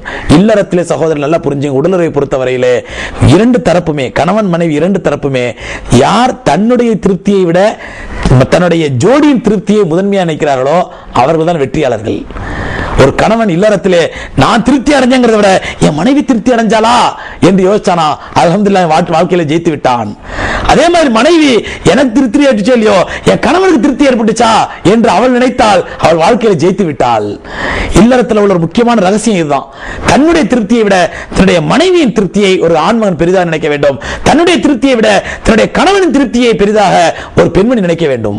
அதனாலதான் நபி ஸல்லல்லாஹு அலைஹி வஸல்லம் சொன்னாங்க, இதா அபத்திம்ரஅத்துன் இதா தஆ ரஜுலுஹு, தன்னுடைய கணவன் அழைக்கும் பொழுது எந்த காரணமின்றி ஒரு பெண் வர மறுப்பாளையானால், இல்லற வாழ்க்கைக்கு உடலுறவுக்கு கணவன் அழைக்கின்றான் இரவுல, எந்த காரணம் இல்ல, காரணம் என்ன, மாதவிடாயா இல்ல, இல்ல உடலுறவு கொள்ள முடியாத அளவுக்கு ரொம்ப மோசமான நோயா இல்ல, இந்த மாதிரி எந்த காரணம் இல்லாமல் சும்மா வீம்புக்காக வேண்டி பகல் என்ன திட்டா போன உன்னை பழி வாங்குறேன் பார், இப்ப மட்டும் தேவைப்படுதா அப்படி இந்த மாதிரி அற்பமான காரணங்களுக்காக பழி வாங்குவதற்காக கோபத்தோடும் விரக்தியோடும் ஒரு பெண் வர மறுப்பாளையானால் இரவு லானத் அலைகள் மலாயிகத்துக்குள்ள இரவு முழுவதும் அவளை மலக்குமார்கள் சபிக்கின்றார்கள். நபி ஸல்லல்லாஹு அலைஹி வஸல்லம் சொல்றாங்க, மலக்குமார்களுடைய சாபத்தை வாங்கிட்டு ஒரு பெண் நிம்மதியான வாழ்க்கை வாழ முடியுமா? யோசிச்சு பாருங்க. அதனால இந்த விஷயங்கள் எல்லாம் விளங்கி ரசூலுல்லாஹி ஸல்லல்லாஹு அலைஹி வஸல்லம் குடும்ப வாழ்க்கை பத்தி என்ன சொல்லியிருக்காங்க இதெல்லாம் தெரிந்து ஒருவருக்கொருவர் விட்டு கொடுத்து வாழ்க்கை அமைக்க வேண்டும். குறிப்பா இல்லறத்திலே உடலுறவிலே நம்முடைய திருப்தியை விட நம்முடைய ஜோடி, நம்முடைய இணையின் திருப்தி, நம்முடைய துணையின் திருப்தி தான் முக்கியம் என்று விளங்க வேண்டும். அடுத்து உடலுறவை ஆரம்பிக்கும் பொழுது ஒரு ஆண்மகனோ ஒரு பெண்மணியோ ரெண்டு பேருமே இந்த துஆ ஓதணும். பிஸ்மில்லாஹி அல்லாஹும்ம ஜன்னிபன ஷைத்தான் வ ஜன்னிபி ஷைத்தான மா ரஸக்தனா, நபி ஸல்லல்லாஹு அலைஹி வஸல்லம் சொல்லி தராங்க. சகோதரர்களே, இந்த விஷயங்களை நீங்கள் நடைமுறைப்படுத்தி உடலுறவு கொண்ட பிறகு ரெண்டு பேருடைய திருப்தி பூர்த்தியான பிறகு இதற்கு பிறகு நீங்கள் உடனடியாக ஒது செய்து கொள்வது நபி ஸல்லல்லாஹு அலைஹி வஸல்லம் சுன்னத்து. மீண்டும் அதே இரவிலே இன்னொரு உடலுறவு கொள்ள நாடினால் நீங்கள் ஒது செஞ்சுக்கலாம், குளிச்சா நல்லது. அப்படி குளிக்க முடியாட்டா ஒது செஞ்சுட்டு தான் படுக்கணும், அதான் நபி ஸல்லல்லாஹு அலைஹி வஸல்லம் சுன்னத்து. அப்படி அல்லது இன்னொரு உடலுறவு கொள்ள நினைச்சீங்கன்னா ஒரே இரவிலேயே இன்னொரு முறை குளிக்காமல் உடலுறவு கொள்ள நினைச்சீங்கன்னா நீங்க குளிக்காமலேயே உடலுறவு கொள்ளலாம். ஆனால் ஒது செய்த பிறகுதான் உடலுறவு கொள்ள வேண்டும். உடலுறவு கொண்ட பிறகு கண்டிப்பாக கண்டிப்பாக கண்டிப்பாக கவனமா கேளுங்க, கண்டிப்பாக ஃபஜ்ருக்கு முன்னாடி குளித்து விட வேண்டும். குளிச்சுட்டு கண்டிப்பா ஃபஜ்ர் தொழ வேண்டும். நீங்க அந்த கடமையான குளிப்பு கடமையான நிலையில ஃபஜ்ர் தொழுவாம வீட்டில் கடந்து தூங்குறது குடும்பத்துக்கு பெரிய முசீபத்துங்க. ஒரு பெண் அதிகாலை சுபு தொழாமல், சுபுவுக்கு முன்னால் குளிக்காமல், சுபு தொழாமல் 7 மணிக்கு 8 மணிக்கு எழுச்சி வீட்டில் இருந்தானா அதுவே பெரிய குடும்பத்துக்கு முசீபத்து. அது தேவையில்லாத பிரச்சனைகள் உருவாக்கும். நீங்க இந்த பிரச்சனை எப்படி வந்துச்சு, அந்த பிரச்சனை எப்படி வந்துச்சு நினைப்பீங்க, இந்த பிரச்சனை நான் காரணம் இல்லையே, அந்த பிரச்சனை நீங்க காரணம் இல்லை நினைப்பீங்க. இந்த தேவையில்லாத பிரச்சனை எல்லாம் வரதுக்கு யார் காரணம் சொன்னா ஒரு பெண்ணோ ஒரு ஆணோ சுபுவுக்கு முன்னால் குளித்து விட்டு சுபு தொழுவாமல் வீட்டில் கடந்து 7 மணி வரைக்கும் 8 மணி வரைக்கும் குளிப்பு கடமையான நிலையில் கடந்து தூங்குறதே குடும்பத்தில் எல்லா முசீபத்துக்கும் நகுசத்துக்கும் காரணமாயிடும். அதனால இதுல நான் பாக்குறோம், பெரிய மார்க்கம் பேசுவாங்க, தௌஹீத் பேசுவாங்க, இங்கேருந்து வாய்க்கில் தௌஹீத் பேசுறவங்களா இந்த குளிப்பு விஷயம் வரும்பொழுது குளிக்காம கடந்து தூங்குறது, ஃபஜ்ர் வரைக்கும் தூங்குறது, அல்லது காலையில் 8 மணி 9 மணி தூங்குறது, ஃபஜ்ர் தொழுவாம தூங்குறது, இதுவே குடும்பத்துக்கு பெரிய முசீபத் ஆயிடும். ஆகவே ஒரு ஆண்மகனா பெண்மனோ தங்களுடைய இல்லற வாழ்க்கை குடும்ப வாழ்க்கை அல்லது தன்னுடைய உடலுறவு முடிச்சுட்டு குளிப்பது ஃபஜ்ருக்கு முன்னாடி கண்டிப்பா குளிச்சிடணும். சரி, அதுக்கப்புறம் ஒரு புது பெண்ணும் புது மாப்பிள்ளையும் அவங்க இல்லற வாழ்க்கையை முடிச்சுட்டு காலையில் வந்த உடனே பெரிய முசீபத் என்னன்னு சொன்னா இந்த பெண்ணை சூழ்ந்துகிட்டு மற்ற குடும்பத்தில் எல்லா பொம்பளையும் சூழ்ந்துப்பாங்க. அதே மாதிரி இந்த ஆம்பளையே அந்த அவன் ஃப்ரெண்ட்ஸ் மாதிரி பூரா சூழ்ந்துப்பாங்க. நைட்டு என்ன நடந்துச்சு, ஏது நடந்துச்சு, அவன் என்ன பண்ணான், நீ என்ன பண்ண, நீ எவ்வளவு கேவலங்க, இது எவ்வளவு அசிங்கம். ரசூலுல்லாஹி ஸல்லல்லாஹு அலைஹி வஸல்லம் வன்மையா கண்டிக்கிறாங்க. ஒரு ஆண்மகன் தன்னுடைய மனைவியினுடைய ரகசியங்களை, தன்னுடைய மனைவியோடு உடலுறவு கொண்ட ரகசியங்களை மற்றவர்கள் டிஸ்கஸ் பண்றது எவ்வளவு கேவலம் சொல்றாங்கன்னா, கஃபா பில் மர்இ கியானத்தன், ஒரு மனிதன் மிகப்பெரிய மோசடிக்காரன் என்பதற்கு மிகப்பெரிய ஆதாரம் என்னவென்றால் ஒரு பெண் தன்னை நம்பி உங்கள்கிட்ட ஒப்படைக்கிறார், நம்பிக்கையோடு ஒப்படைக்கிறார். தங்களுடைய அங்க அவயங்களை இதுவரையில் உலகத்திலே அவளை தவிர யாரும் பார்த்திராத அங்க அவயங்கள் எல்லாம் உங்களுக்கு ஒப்படைக்கின்றாள், நம்பி ஒப்படைக்கின்றாள். அந்த நம்பிக்கைக்கு துரோகம் இல்லையா மற்றவங்களுக்கு சொல்றது? என் மனைவியோட ஷேப் அப்படி இருந்துச்சு, அவ இப்படி இருந்தா, நான் இப்படி பண்ணேன், அவ இப்படி பண்ணா, நான் இப்படி செஞ்சேன். இது எவ்வளவு பெரிய அசிங்கம் இது. குறிப்பா இதுல ஆண்களோட பெண்கள் தான் ரொம்ப கேவலம், பெண்கள் தான் ரொம்ப கேவலம். அந்த பெண்ணுடைய இல்லற வாழ்க்கை போறா, அந்த பெண் என்ன நினைச்சுக்குதுன்னா, ஓ இப்படிலாம் நம்ம சொல்லும் போல தெரியுது மற்றவங்கள்ட்ட, இன்னும் அசிங்கம் போல தெரியுது. ஆகவே புதுமண வாழ்க்கையை தேர்ந்தெடுப்போர் தயவுசெய்து முடிவு பண்ணீங்க, உங்களுடைய இல்லற வாழ்க்கையை எந்த காரணத்தை கொண்டு மற்றவங்கள்ட்ட போய் சொல்லக்கூடாது. சூழ்ந்திருக்க பெண்களை சொல்லக்கூடாது, அதே மாதிரி சூழ்ந்திருக்க ஆண்களை சொல்லக்கூடாது. இது பெரும்பாவம். உங்களுடைய இல்லற வாழ்க்கை உங்களுக்குள்ள உள்ளது, உங்க ரெண்டு பேருக்கு மத்தியில் உள்ளது. அதை மற்றவர்கள் கேட்டு ரசிக்க வைப்பதில் உங்களுக்கு என்ன சந்தோஷம் அதுல, அல்லது கேட்டு ரசிப்பதில் அவர்களுக்கு என்ன சந்தோஷம்? இது ஒரு மோசமான சந்தோஷம். இந்த மாதிரி சந்தோஷத்துக்கு பேரு. அதனால இந்த மாதிரி நிலைகள் கூடாது. தன்னுடைய உடலுறவு சந்தேக ரகசியங்களை ஒரு ஆணோ பெண்ணோ வெளியே போய் மற்றவங்கள்ட்ட சொல்லக்கூடாது. இது முக்கியமான விஷயம். அடுத்த விஷயம், அப்புறம் காலையில் குளிக்கும் பொழுது இந்த தீட்டு, குளிக்கிறதுக்கு முன்னாடி எதையும் தொடக்கூடாது. அதே மாதிரி இரவு கணவன் மனைவி வீடு கூடினாங்கண்டா அந்த வீடு கூடின பெட்ஷீட்டை துவைக்கணும், தலகாணி உரையை துவைக்கணும், பாயை கழுவணும், அது தொட்டதெல்லாம் கழுவணும், வீட்டை கழுவணும். இப்படிலாம் மார்க்கத்தில் எதுவுமே கிடையாதுங்க. தீட்டுங்கிறதே மார்க்கத்தில் கிடையாது. இது தப்பா புரிஞ்சு சில பெண்கள் என்ன பண்றாங்கடா, கணவன் மனைவி வீடு கூடினாங்கடா அன்னைக்கு காலையில் முழிச்ச உடனே பெட்ஷீட்டை துவைக்கணும், தலகாணி உரையை துவைக்கணும், கைப்பட்ட இடம் படாத இடம் எல்லாத்தையும் வந்து கழுவணும், அதை துடைக்கணும், இதை துடைக்கணும். இதுக்கு பயந்து நிறைய பெண்கள் கணவன் போறதில்ல. எங்க இல்லைங்க வேணாங்க, இன்னைக்கு வீடு கூடணும்டா காலையில் எல்லாத்தையும் போட்டு கழுவணும், என்னால முடியல, இதனாலே அவாய்ட் பண்ணிடுறாங்க. இது பெரிய தவறு, மூட நம்பிக்கை. நீங்கள் உங்களுடைய தேகத்தை மட்டும்தான் குளித்து சுத்தமாக்கிக் கொள்ள வேண்டும். அல்லது உடலிலும் போற அந்த இந்திரிய துணிகள் ஆடைகளை பட்டிருந்தால் அது ஆடை பட்ட ஆடை பகுதியோ ஆடையையோ அல்லது பட்ட அந்த பகுதியை மட்டும் கழுவினாலே போதும். மொத்த ட்ரெஸ் துவைக்கணும் அவசியம் இல்லை. அந்த பட்ட அந்த இடத்தை மட்டும் கழுவினாலே போதும். அதுக்கு பெட்ஷீட்டை துவைக்கணும், துணியை துவைக்கணும், தலகாணி உரை துவைக்கணும், வீட்டை செவுத்தெல்லாம் துவைக்கணும், எது கைப்பட்டுச்சோ கால் பட்டுச்சோ எல்லாத்தையும் துவைக்கணும், பட்ட இடம் தீட்டு, தொட்ட இடம் தீட்டு, இதெல்லாம் மார்க்கத்தில் இல்லாத விதாத்துகள், அனாச்சாரங்கள். இந்த மாதிரி நம்பிக்கையை மூட நம்பிக்கைகள் பெண்கள் கொள்ளக்கூடாது. குறிப்பாக வீட்டில் உள்ள வயோதிகர்கள், மூத்தவர்கள், தாய் தந்தை மாமனார் மாமியார் மாதிரி அவங்க இதெல்லாம் நம்பக்கூடாது. மார்க்கத்தில் இடம் கிடையாது. அடுத்த விஷயம், நான் ஏற்கனவே சொன்ன நபி ஸல்லல்லாஹு அலைஹி வஸல்லம் அவர்கள் 4 விஷயங்கள் சொன்னாங்க. அதாவது ஒரு சஹாபி வந்து ரசூலுல்லாஹி ஸல்லல்லாஹு அலைஹி வஸல்லம் யார சொல்ல நான் திருமணம் செய்ய போறேன், எனக்கு வந்து அட்வைஸ் பண்ணுங்க. நபி ஸல்லல்லாஹு அலைஹி வஸல்லம் 4 விஷயங்கள் சொன்னாங்க. முதல்ல சொன்னாங்க அன் துதைமஹா இதா தஐம்தஹா. அது ஏற்கனவே சொல்லிட்டேன் உங்களுக்கு. நீங்க நல்ல உணவு உண்ணும் பொழுது அவளுக்கும் உணவு கொடுக்க வேண்டும். உணவு கொடுக்கணும் என்ன அர்த்தம்? நீங்க சாப்பிட்டியான ஒரு வார்த்தை அன்பா கேட்கணும். அதே மாதிரி லைக்க அவ் அல்லஅக, வரல நல்ல நீங்க சூப்புணும் அல்லது மனைவிக்கு சூப்பு கொடுக்கணும். இதெல்லாம் அன்பை பிணைக்கக்கூடிய, அன்பை உருவாக்கக்கூடிய காரியங்கள். இது சொல்லிட்டேன். ரெண்டாவது ரசூலுல்லாஹ் சொன்னாங்க ஒலா தஹஜுருஹா இல்லா ஃபி பைத்திஹா. ஒரு ஆண்மகன் ஒரு மனைவிக்கு செய்ய வேண்டிய கடமைகள், முக்கியமான கடமை, ஒலா தஹஜுருஹா இல்லா ஃபி பைத்திஹா. எந்த காரணத்தை கொண்டும் பெண்களுடைய உணர்வுகளை ஆண்கள் மதிக்கணும். பொதுவாக ஆண்கள்ட்ட என்னடா ஆணாதிக்கம், நான் ஒரு ஆம்பளை, நான் சொல்றத கேட்கணும். அந்த ஆணாதிக்க குணம் வந்து ரொம்ப மோசமானதுங்க. பெண்களுக்கும் உரிமை இருக்குது, அவங்களுக்கு ஹக்கு இருக்குது, அவங்களுக்கு உணர்வு இருக்குது. அந்த உணர்வுகளை மதிக்கணும். இதான் ரசூலுல்லாஹ் அந்த ஹதீஸ் சொல்லக்கூடிய அர்த்தம் என்னன்னு சொன்னா, பெண்களுடைய உணர்வுகளை மதியுங்கள். பெண்களுடைய உணர்வு வந்து ரொம்ப சாஃப்டானது. அவங்க உணர்வுகளை மதிக்கணும். அவங்க உணர்வை போட்டு கசக்கி புரிஞ்சிட்டீங்கடா, அதுக்கப்புறம் அவங்களுக்கு உங்க மேல பிரியமும் வராது, அன்பு வராது. என்ன உணர்வு? ரசூலுல்லாஹ் சொல்றாங்க வலா தஹஜுருஹா இல்லா ஃபி பைத்திஹா. அவளை கண்டிப்பதா இருந்தால் 4 செவுத்துக்குள்ள கண்டி. 4 பேருக்கு முன்னாடி திட்டாத, 4 பேருக்கு முன்னாடி ஏசாத. ஏன்னா ஒரு பெண் வந்து தன்னை தன் கணவன் வந்து மகாராணி மாதிரி வச்சிருக்கிறான், என்னால கௌரவமா வச்சிருக்கிறான் அப்படின்னு சொல்ற அந்த நிலை தான் ஒரு பெண்ணுக்கு சமுதாயத்தில் ரொம்ப கௌரவம் நினைப்பா. என் புருஷன் வந்து நல்லா வச்சிருக்கான் அப்படின்னா பெண்ணுக்கு பெரிய கௌரவம், அது பெரிய இஸ்ஸத்து. திருமிதியில் ஒரு ஹதீஸ்ல வருது, நபி ஸல்லல்லாஹு அலைஹி வஸல்லம் மனைவிட்ட உட்கார்ந்து பேசுறாங்க, ஆயிஷா ரலியல்லாஹு அன்ஹா பேசுறாங்க. என்ன பேசுறாங்க? ஒரு 12 கணவன் மனைவியுடைய கதையை சொல்றாங்க. திருமிதியில் வரக்கூடிய ஹதீஸ். ஒரு 12 கணவன் மனைவி, முதல் கணவன் மனைவி இப்படி இருந்தா, இரண்டாவது கணவன் மனைவி இப்படி இருந்தா, மூணாவது கணவன் மனைவி இப்படி இருந்தா, 12 கணவன் மனைவியுடைய கதையை சொல்லி, ஆயிஷாவே நான் உன்னிடத்தில் எந்த கணவன் மனைவி மாதிரி இருக்குன்னு நீ ஆசைப்படுற அப்படி கேட்டாங்க. நீண்ட ஹதீஸ் அது. பாருங்க, மனைவியோட உட்கார்ந்து ரசூலுல்லாஹி ஸல்லல்லாஹு அலைஹி வஸல்லம் பரஸ்பர அன்பை உருவாக்கி கொள்வதற்கு நான் எப்படி கணவன் நடந்து நீ ஆசைப்படுற, அவங்களோட உணர்வை மதிக்கிறாங்க, அவங்களோட உணர்வு எதிர்பார்க்கறாங்க. நீ என்ன எதிர்பார்க்கிறேன்றது, நான் எப்படி நடந்து எதிர்பார்க்கிற, மார்க்கத்துக்கு உட்பட்டு. அதுக்காண்டி இல்லாத பொருளை என்ன வாரத்துக்கு ஒரு சினிமா கூட்டு போனோம், என்ன பீச்சுக்கு கூட்டு போனோம், எனக்கு வந்து வாரத்துக்கு 4 நகை வாங்கி தரணும், 4 புடவை வாங்கி தரணும், உங்களுக்கு சக்திக்கு மீறின அளவுக்கு அதெல்லாம் இல்லை. உங்களோட உணர்வை மதிக்கக்கூடிய விஷயத்துல ஒரு பெண் பெருமையா அதை மதிப்பாண்டா, தன்னுடைய கணவன் தன்னை இஸ்ஸத்தை கண்ணியமா வச்சிருக்கிறாரு, தன்னை மரியாதையா வச்சிருக்கிறாரு, இதை மகாராஜி மாதிரி கண்ணியமா வச்சிருக்காரு. இதைத்தான் ஒரு மனைவி வந்து கண்ணியமா நினைப்பா. அந்த கண்ணிய குலைவு ஏற்படுத்தும் விதத்துல 4 பேருக்கு முன்னாடி திட்டுறது, 4 பேருக்கு முன்னாடி ஏசுறது, 4 பேருக்கு முன்னாடி அடிக்கிறது, இதெல்லாம் எவ்வளவு பெரிய தப்பு. நபிசுல்லா உலா தஹஜுருஹா இல்லா ஃபி பைத்திஹா. நீங்கள் ஏதாவது அவளை கண்டிப்பதா இருந்தால் 4 செவுத்துக்குள்ள கண்டி, தனிமையில கண்டி. அந்த மனைவிக்கு மட்டும் உள்ள உணர்வுகளை மதித்து நடந்து கொள் ரசூலுல்லாஹ் சொல்றாங்க. ரெண்டாவது இன்னொரு விஷயம் கவனத்துல கொள்ளுங்க.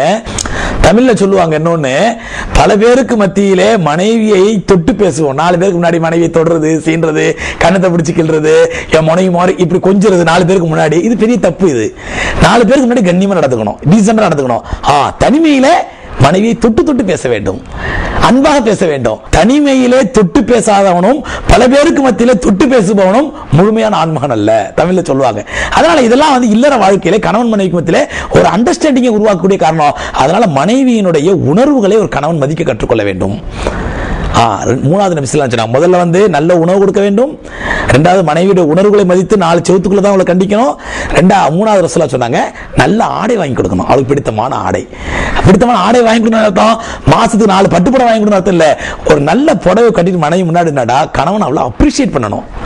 மாஷா அந்த ஆடை நல்லா இருக்குது, அழகா இருக்குது, இந்த ட்ரெஸ் உனக்கு சூப்பரா இருக்குது அப்படின்னு அப்ரிஷியேட் பண்ணணும் கணவன் மனைவியை. இந்த அப்ரிஷியேட் இருக்கு பாருங்க மனைவிக்கு ரொம்ப உற்சாகத்தை கொடுக்கும். நீங்க வந்து கணவன் வந்து ஒரு மனைவிக்கு அப்ரிஷியேட் பண்றான், இந்த ட்ரெஸ் அழகா இருக்குது, உனக்கு இந்த புடவை ரொம்ப சூப்பரா இருக்குது, புடவை நீ சும்மா பார்க்கும்போது நல்லா இல்ல, நீ உடுத்த புடவை ரொம்ப அழகா இருக்குது இப்படி சொல்லணும். புடவை சும்மா பார்க்கும்போது கூட நான் கடையில பார்த்தா அவ்வளவு நல்லா இல்ல, இப்படி உடுத்த புடவை பார்த்தா ரொம்ப அழகு இருக்குது, அதை உடுத்தின பிறகு உனக்கே அளவு கூடிடுச்சு, உனக்கு இல்ல அந்த புடவைக்கு அளவு கூடிடுச்சு, இப்படி எல்லாம் மனைவி அப்ரிஷியேட் பண்ணணும் ஒரு கணவன்.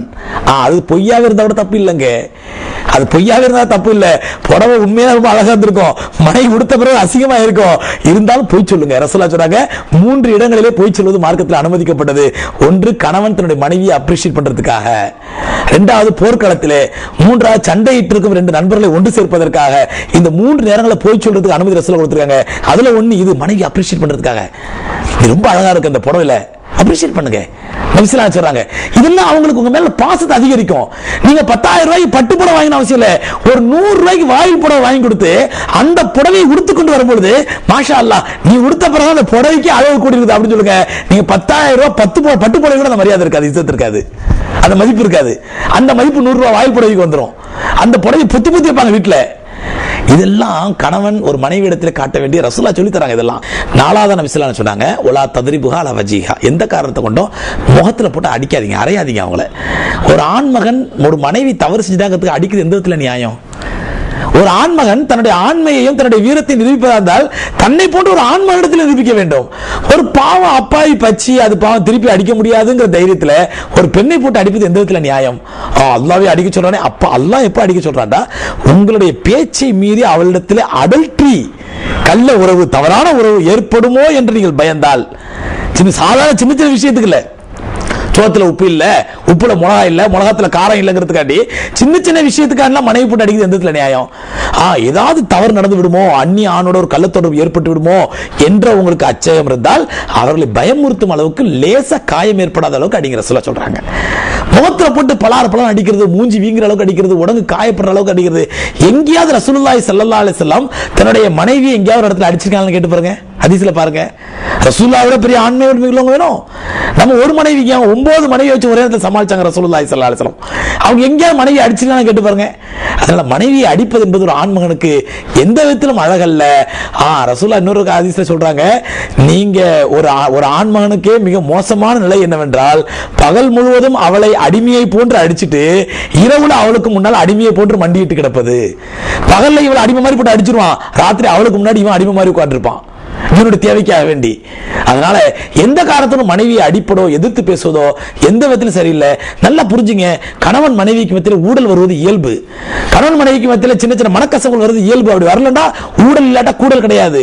ரசூலுல்லாஹ்வுக்கும் மனைவிமாருக்கு மத்தியிலும் அவன் ஊடலே வந்தது கிடையாது, மனக்கசப்பே வந்தது கிடையாது. அது மனித இயல்புக்கே மாற்றமானது. நபி ஸல்லல்லாஹு அலைஹி வஸல்லம் மனைவிமாருக்கு மத்தியிலுமே ஊடல் வந்திருக்குது, மனக்கசப்புகள் வந்திருக்குது.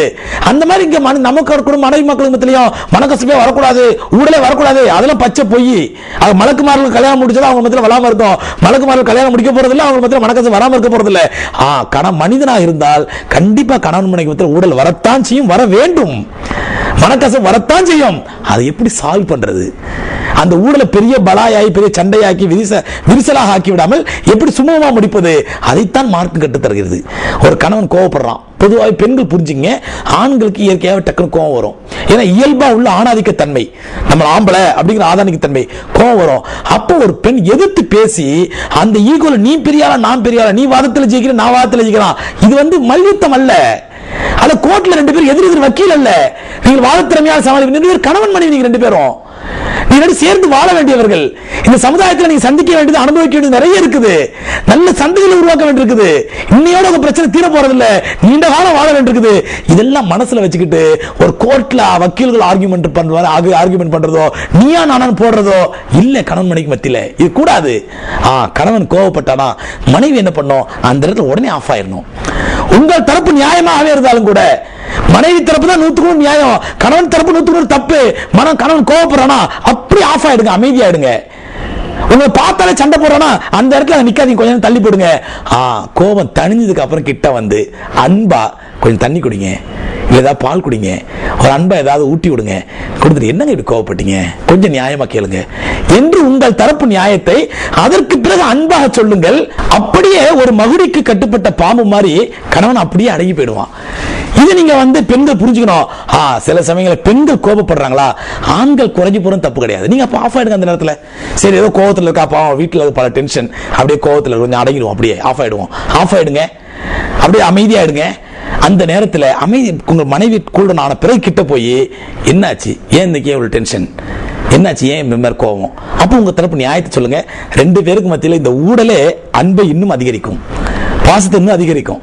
அதனால ஒருத்தருக்கு ஒருத்தர் விட்டு கொடுப்பது, ஒருத்தருக்கு ஒருத்தர் ஒரு நல்லா புரிஞ்சுங்க, விட்டு கொடுத்து நடக்கும் வாழ்க்கை தான். ஒரு முறை ஆயிஷா ஒரு சம்பவம், அழகான சம்பவம் சொல்ற பாருங்க. ஆயிஷா ரலியல்லாஹு ரசூலுல்லாஹி உட்கார்ந்து இருக்காங்க, சஹீஹ் முஸ்லிம்ல பதிவு செய்யப்பட்ட ஹதீஸ் இது. அப்போ பெருமானா ஸல்லல்லாஹு அலைஹி வஸல்லம் இன்னொரு மனைவி வீட்டு இருந்து அன்ஸ்மா ரலியல்லாஹு வீட்டுல இருந்து ஒரு ரசூலுல்லாஹ்வுக்கு ஒரு அன்பளிப்பு வருது. ஆயிஷா ரலியல்லாஹு தஆலாவுக்கு கடுமையான கோவம், நம்ம வீட்டுல இருக்கும்போது நம்ம சக்களத்தை அன்பளிப்பு கொடுத்து அனுப்புறா, இது சாப்பாடு, அவங்க வீட்டுல நல்ல சாப்பாடு செஞ்சிருக்காங்க, அது ரசூலுல்லாஹ்வுக்கு பிடிக்கும்னு கொடுத்து அனுப்பியிருக்காங்க. ரசூலுல்லாஹ் அன்னைக்கு இருக்குது ஆயிஷா வீட்டுல, சக்களத்தி வீட்டுல இருந்து சாப்பாடு வந்து சக்களத்தி ஒத்துப்பாங்களா, விட்டாங்க ஒரு அடி. ஆயிஷா அந்த பாத்திரம் அப்படி சுக்குனதா உடைஞ்சு போச்சு, சுக்குனதா உடைஞ்சு போச்சு, பாத்து உணவுலாம் செதறி போச்சு.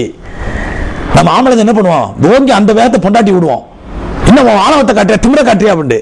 நபி ஸல்லல்லாஹு அலைஹி வஸல்லம் என்ன பண்ணாங்க, அந்த உணவு பூரா பொறுக்குனாங்க கையால, அந்த உடைஞ்சு போன சட்டியை பூரா பொறுக்குனாங்க. பொறுக்கி அந்த சாப்பாடு கொண்டு வந்துட்டு சொன்னாங்க, உன் தாய் இன்னைக்கு கொஞ்சம் கோபமா இருக்கிறா, கொஞ்ச நேரம் கழிச்சு வாப்போ அப்படின்னு அனுப்பி விட்டாங்க. உன் தாய் கொஞ்சம் கோபமா இருக்கிறா, இன்னைக்கு கொஞ்ச நேரம் கழிச்சு வாப்போ. இதை விட பொறுமை என்னங்க வேணும்? இதெல்லாம் ஆண்மைக்கு எதிரானதா, ஆணாதிக்கத்துக்கு எதிரானதா? இதெல்லாம் இல்லையே. ரசூலுல்லாஹி ஸல்லல்லாஹு அலைஹி வஸல்லம் எவ்வளவு அழகா அந்த இடத்துல பணிஞ்சு போனாங்க. அந்த மாதிரி நம்ம ஆண்கள் கொஞ்ச நேரத்துல பணிஞ்சு போறதுனால ஒண்ணும் கெட்டு போயிடாது, இன்னும் நம்முடைய அன்பு தான் அதிகம் இருக்கு அவங்களுக்கு. அதனால இந்த விஷயங்கள்லாம் நினைவில் கொண்டு கணவன் மனைவிக்கு ஊடல்கள் வரும் பொழுது ஒருத்தருக்கு ஒருத்தர் விட்டு கொடுத்து அட்ஜஸ்ட் பண்ணி வாழ்ந்தாங்கடா, அந்த வாழ்க்கை நிம்மதியான வாழ்க்கையாக சந்தோஷமான வாழ்க்கையா இருக்கும். ரெண்டாவது நல்லா புரிஞ்சுங்க, உங்களுக்குன்னு ஒரு குழந்தை வந்த பிறகு தயவு செய்து அந்த குழந்தைக்கு எதிரே கணவன் மனைவி சண்டை போடாதீங்க. நீ சைல்டு சைக்காட்ரிஸ்ட் சொல்லக்கூடிய குழந்தைகள் மனநல மருத்துவர் சொல்றாங்க, நிறைய குழந்தைகள் குறிப்பா அமெரிக்கா மாதிரி வெஸ்டர்ன் கண்ட்ரிகள்ல நிறைய குழந்தைகள் பிற்காலத்தில் வாலிப வயசுல இப்பியாகி பைத்தியக்காரனாகி வெறிகுண்டு அலையறதுக்கு காரணமே என்ன தெரியுமா? அவர் பைத்தியக்காரத்துக்கு காரணம் என்ன தெரியுமா? சிறு வயதிலே குழந்தைகளுக்கு எதிரே தாயும் தந்தையும் சண்டை போடுறதான். ஒரு தாயும் தந்தையும் குழந்தைக்கு எதிரே சண்டை போட்டால் அந்த குழந்தையின் மனநிலை பாதிக்கப்பட்டு நீ இப்ப சண்டை போடுவீங்க, கொஞ்ச நேரம் கழிச்சு சந்தோஷமாயிடுவீங்க. ஆனால் அந்த குழந்தையின் உள்ளத்தில் சண்டை மட்டும் தான் நிற்கும்.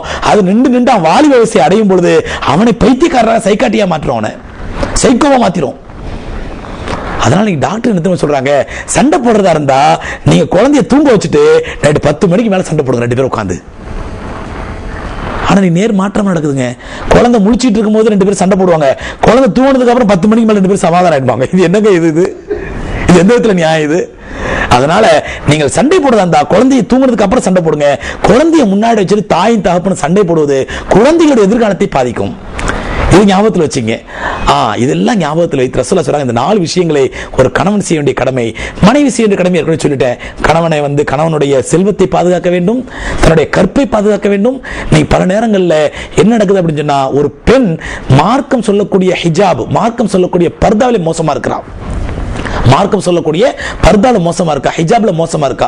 என்ன பால்கனில தலைவாடுறது, எதிர் அந்நிய ஆண்கள் யாராவது எதிரில் நிக்கிறது, அவங்க சொந்தக்காரங்க சச்சா மகன் பெரித்தா மகன் சின்ன வயசுல பழகுனவங்க மாமா மகன் அவங்களாம் வீட்டுக்கு வந்தா எதிரில் வந்து நிக்கிறது, அவங்களை சிரிச்சு பேசுறது, இதெல்லாம் கணவனுக்கு பிடிக்காது.